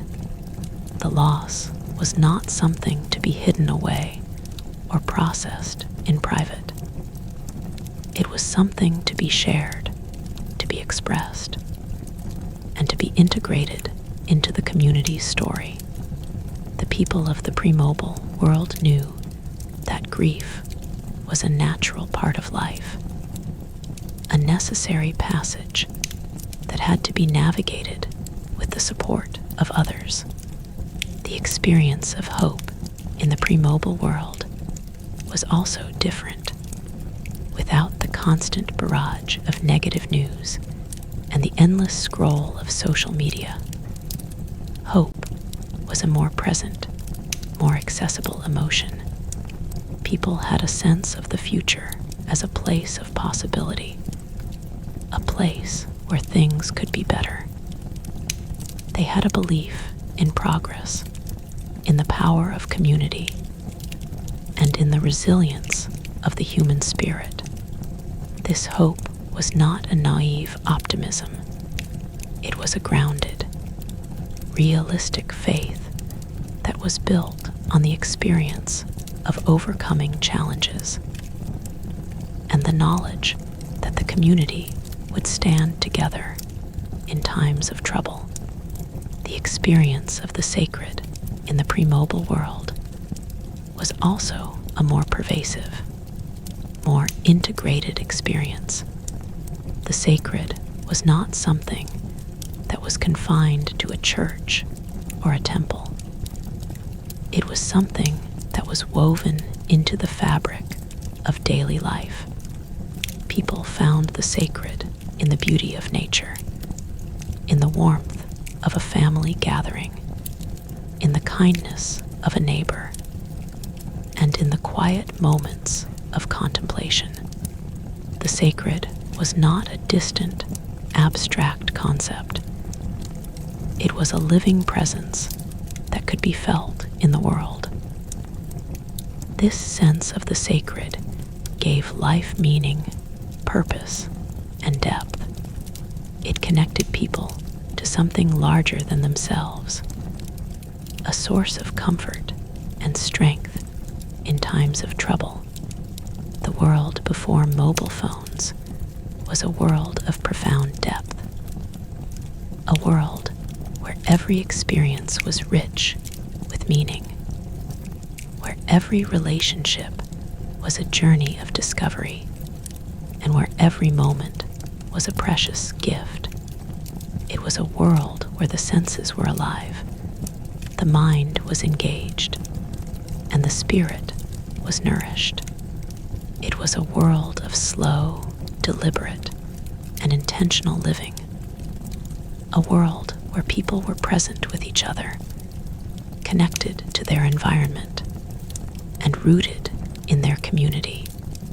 This world was not perfect, but it was a world that offered a template for a more meaningful, more authentic, and more fulfilling life. The lessons of that world are still relevant today in a world that is increasingly fragmented, distracted, and isolated. We would do well to remember the wisdom of our ancestors, to find ways to unplug, to connect, to be present, and to cultivate a deeper appreciation for the simple, enduring pleasures of human life. The quiet hum of the pre-mobile world, the gentle rhythms of domestic life, and the deep bonds of community are not just memories of a bygone era. They are a map to a richer, more meaningful existence, a guide to finding our way back to what truly matters. The tapestry of time in that world was woven with threads of presence, patience, and profound human connection, and its legacy is a reminder of the beauty that can be found in the simple act of being alive. Part 7. The enduring echoes of a slower world and the quiet wisdom of the past. And so, as the long, slow arc of this journey through the pre-mobile world begins to bend towards its natural conclusion, it is time to step back and to consider the totality of what has been explored, to gather the threads of this vast and intricate tapestry, and to weave them into a final, enduring pattern.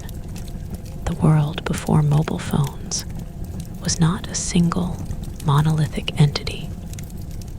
It was a vast and varied landscape of human experience, a kaleidoscope of different lives, different communities, and different ways of being. But beneath this diversity, there were common threads, shared values, and universal experiences that defined the character of that era, and that continued to resonate with a profound and quiet power in the hearts of those who remember it. It was a world of presence, a world of patience, a world of deep and abiding human connection. It was a world where time moved at a different pace, where the senses were more fully engaged, and where the simple act of being alive was a source of wonder and gratitude. This was the world that our ancestors inhabited, a world that shaped their souls and forged their identities, a world that, for all its challenges and imperfections, offered a template for a more meaningful, more authentic, and more fulfilling way of life. The most enduring legacy of the pre-mobile world is perhaps its profound emphasis on presence. In a world without the constant distraction of digital devices, people were forced to be present in their own lives. They were present with their families at the dinner table, their attention focused on the conversation and the shared meal. They were present with their friends on the porch, their eyes meeting, their voices engaged in the ebb and flow of real-time dialogue. They were present with themselves in the quiet moments of solitude, their minds free to wander, to reflect, and to dream. This presence was not a passive state, It was an active practice, a deliberate choice to inhabit the moment fully, to engage with the world and with the people in it. This presence was the foundation of a rich and meaningful life, the source of deep connection, profound insight, and lasting memory. In the modern world, presence has become a rare and precious commodity, a state of being that is constantly undermined by the demands of digital connectivity. We are often physically present, but mentally absent, our attention fragmented by the constant ping of notifications, our minds pulled in 1,000 different directions. The pre-mobile world reminds us of the value of presence, of the power of focusing our attention on the here and now, of being fully engaged in the moment of our own lives. The patience of the pre-mobile world is another quality that stands in stark contrast to the frantic, instant gratification culture of the 21st century. In that world, patience was not a virtue to be cultivated. It was a necessity, a fundamental part of daily life. People waited for things. They waited for letters to arrive, for meals to cook, for plants to grow, for relationships to develop. They waited in line. They waited for the bus. They waited for the rain to stop. This waiting was not a burden to be escaped. It was a natural part of the rhythm of life. And in this waiting, people developed patience, a deep-seated acceptance of the fact that some things take time. This patience was not just a passive resignation. It was an active engagement with the process of life, a recognition that the journey was as important as the destination. The pre-mobile world teaches us that patience is not a weakness. It is a strength. It is the ability to endure, to persevere, and to trust in the natural unfolding of events. It is the capacity to find peace in the waiting, to find meaning in the process, and to find joy in the anticipation. The deep human connection that characterized the pre-mobile world is perhaps its most precious gift to us. In that world, relationships were not managed through the shallow, transactional medium of social media. They were built through the slow, patient work of face-to-face interaction. People knew each other, truly knew each other. They knew each other's histories, their struggles, their triumphs, their quirks, and their dreams. They had witnessed each other's lives unfold in real time. And this shared history created a bond that was deep, enduring, and resilient. The community was not a virtual network of distant acquaintances. It was a tangible, physical presence, a network of people who looked out for each other, who supported each other, and who celebrated and mourned together. This deep human connection was the bedrock of a life well lived, a source of comfort, strength, and belonging that is often lacking in the fragmented, isolating world of digital connectivity. The pre-mobile world reminds us that we are not meant to be islands, that we are social creatures who need the warmth and support of genuine human connection. It reminds us that the most important things in life are not the things we can buy or consume, people we love and the relationships we nurture. The sensory richness of the pre-mobile world is another quality that we would do well to remember. In that world, the senses were not dulled by the constant, low-level hum of digital stimulation. People experienced the world with a vividness and a clarity that is often lost in the modern fog of distraction. They smelled the earth, they tasted the food, they heard the birds, they felt the sun, they saw the beauty of the natural world. This sensory engagement was not just a passive reception of data. It was an active dialogue with the environment, a way of being fully present in the world. The pre-mobile world teaches us to open our senses, to pay attention to the world around us, to savor the simple pleasures of life. It reminds us that the world is full of beauty, wonder, and magic. If only we take the time to look, to listen, to smell, to taste, and to feel. The connection to nature in the pre-mobile world was a fundamental part of life. People did not just live in the world, they lived with the world. They were part of the natural order, not separate from it. They felt the rhythm of the seasons. They watched the cycles of the moon, and they understood their place in the vast web of life. This connection to nature was a source of profound spiritual nourishment, a way of finding peace, perspective, and meaning in a busy world.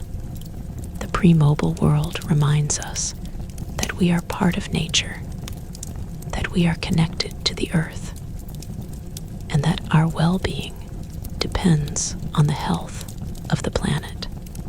It reminds us to get outside, to feel the sun on our skin, to breathe the fresh air, and to reconnect with the natural world that sustains us. The rituals of the pre-mobile world gave life structure, meaning, and a sense of continuity. The daily rituals, the weekly rituals, the seasonal rituals, and the life cycle rituals all provided a framework for human experience, a way of marking the passage of time and of giving shape to the chaos of life. These rituals were not empty formalities. They were acts of deep meaning, ways of connecting with the past, with the community, and with the sacred. The pre-mobile world teaches us the importance of ritual, of creating intentional practices that ground us, that connect us to our heritage, and that give our lives a sense of purpose and direction. The experience of time in the pre-mobile world was also a source of profound wisdom. Time was not a commodity to be managed. It was a gift to be savored. People were not always rushing to the next thing. They were often content to simply be in the moment. This relationship with time fostered a deeper sense of peace and contentment, a sense of well-being that is often elusive in the fast-paced, frantic world of the 21st century. The pre-mobile world teaches us to slow down, to savor the moment, to appreciate the journey, and to not always be in a hurry to get to the next thing. It reminds us that the best things in life are not the things that can be rushed, but the things that take time. Love, friendship, understanding, and wisdom. The art of conversation, which flourished in the pre-mobile world, is another skill we would do well to revive. In that world, conversation was a primary form of entertainment, a way of learning, a way of connecting, and a way of understanding.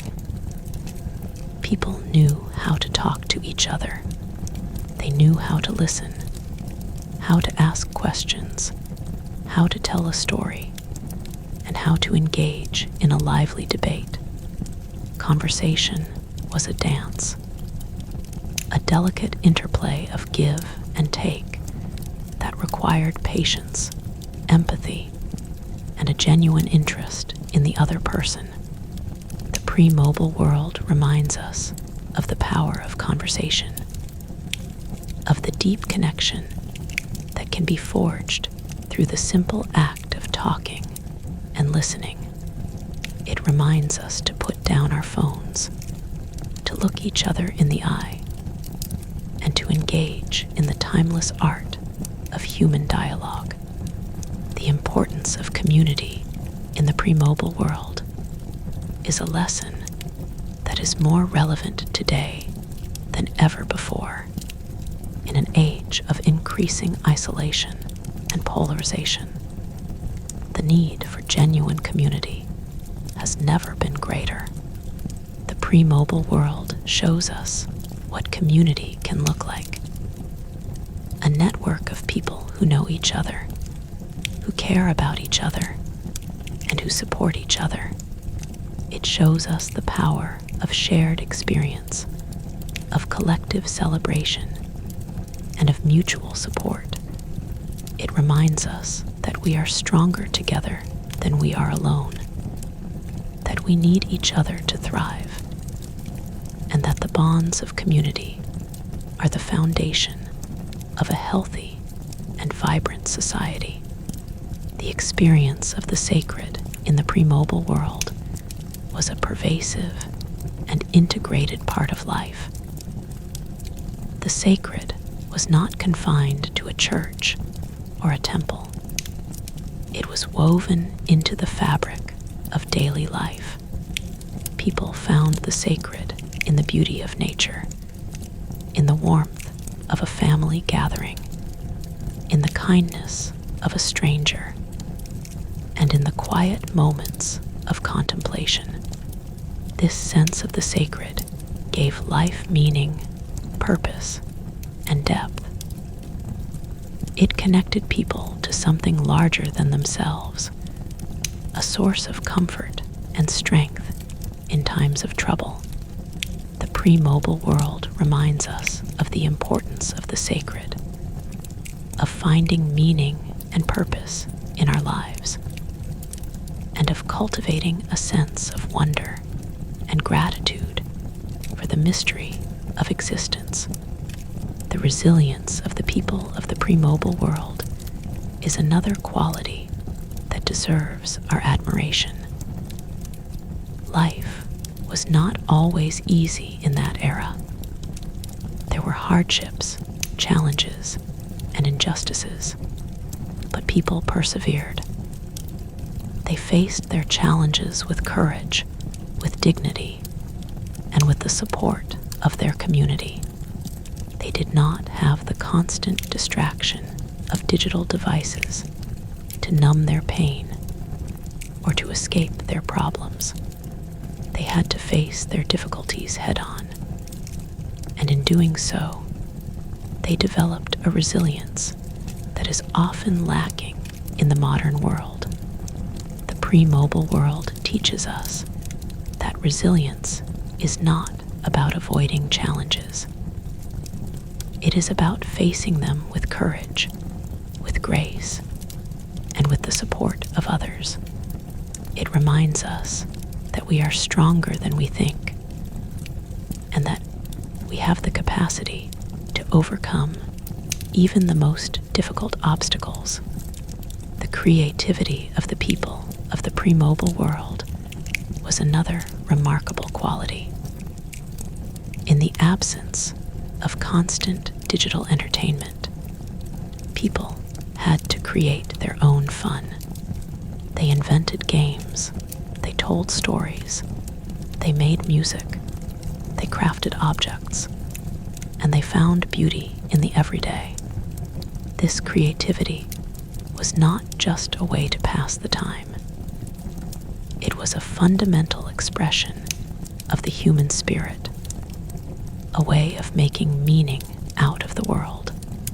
The pre-mobile world reminds us that we are all creative beings, that we have the capacity to imagine, to invent, and to create. It reminds us to embrace our creativity, to use our imaginations, and to find joy in the act of making something new. The simplicity of the pre-mobile world is perhaps its most appealing quality. In that world, life was simpler. There were fewer choices, fewer distractions, and fewer demands on our attention. People did not have to navigate the endless complexity of the digital world. They could focus on the essentials: family, community, work, and rest. This simplicity was not a deprivation. It was a liberation. It freed people to focus on what truly mattered, to cultivate deep relationships, to pursue meaningful work, and to find contentment in the simple pleasures of life. The pre-mobile world teaches us the value of simplicity, of decluttering our lives, of focusing on the essentials, and of finding happiness in the things that truly matter.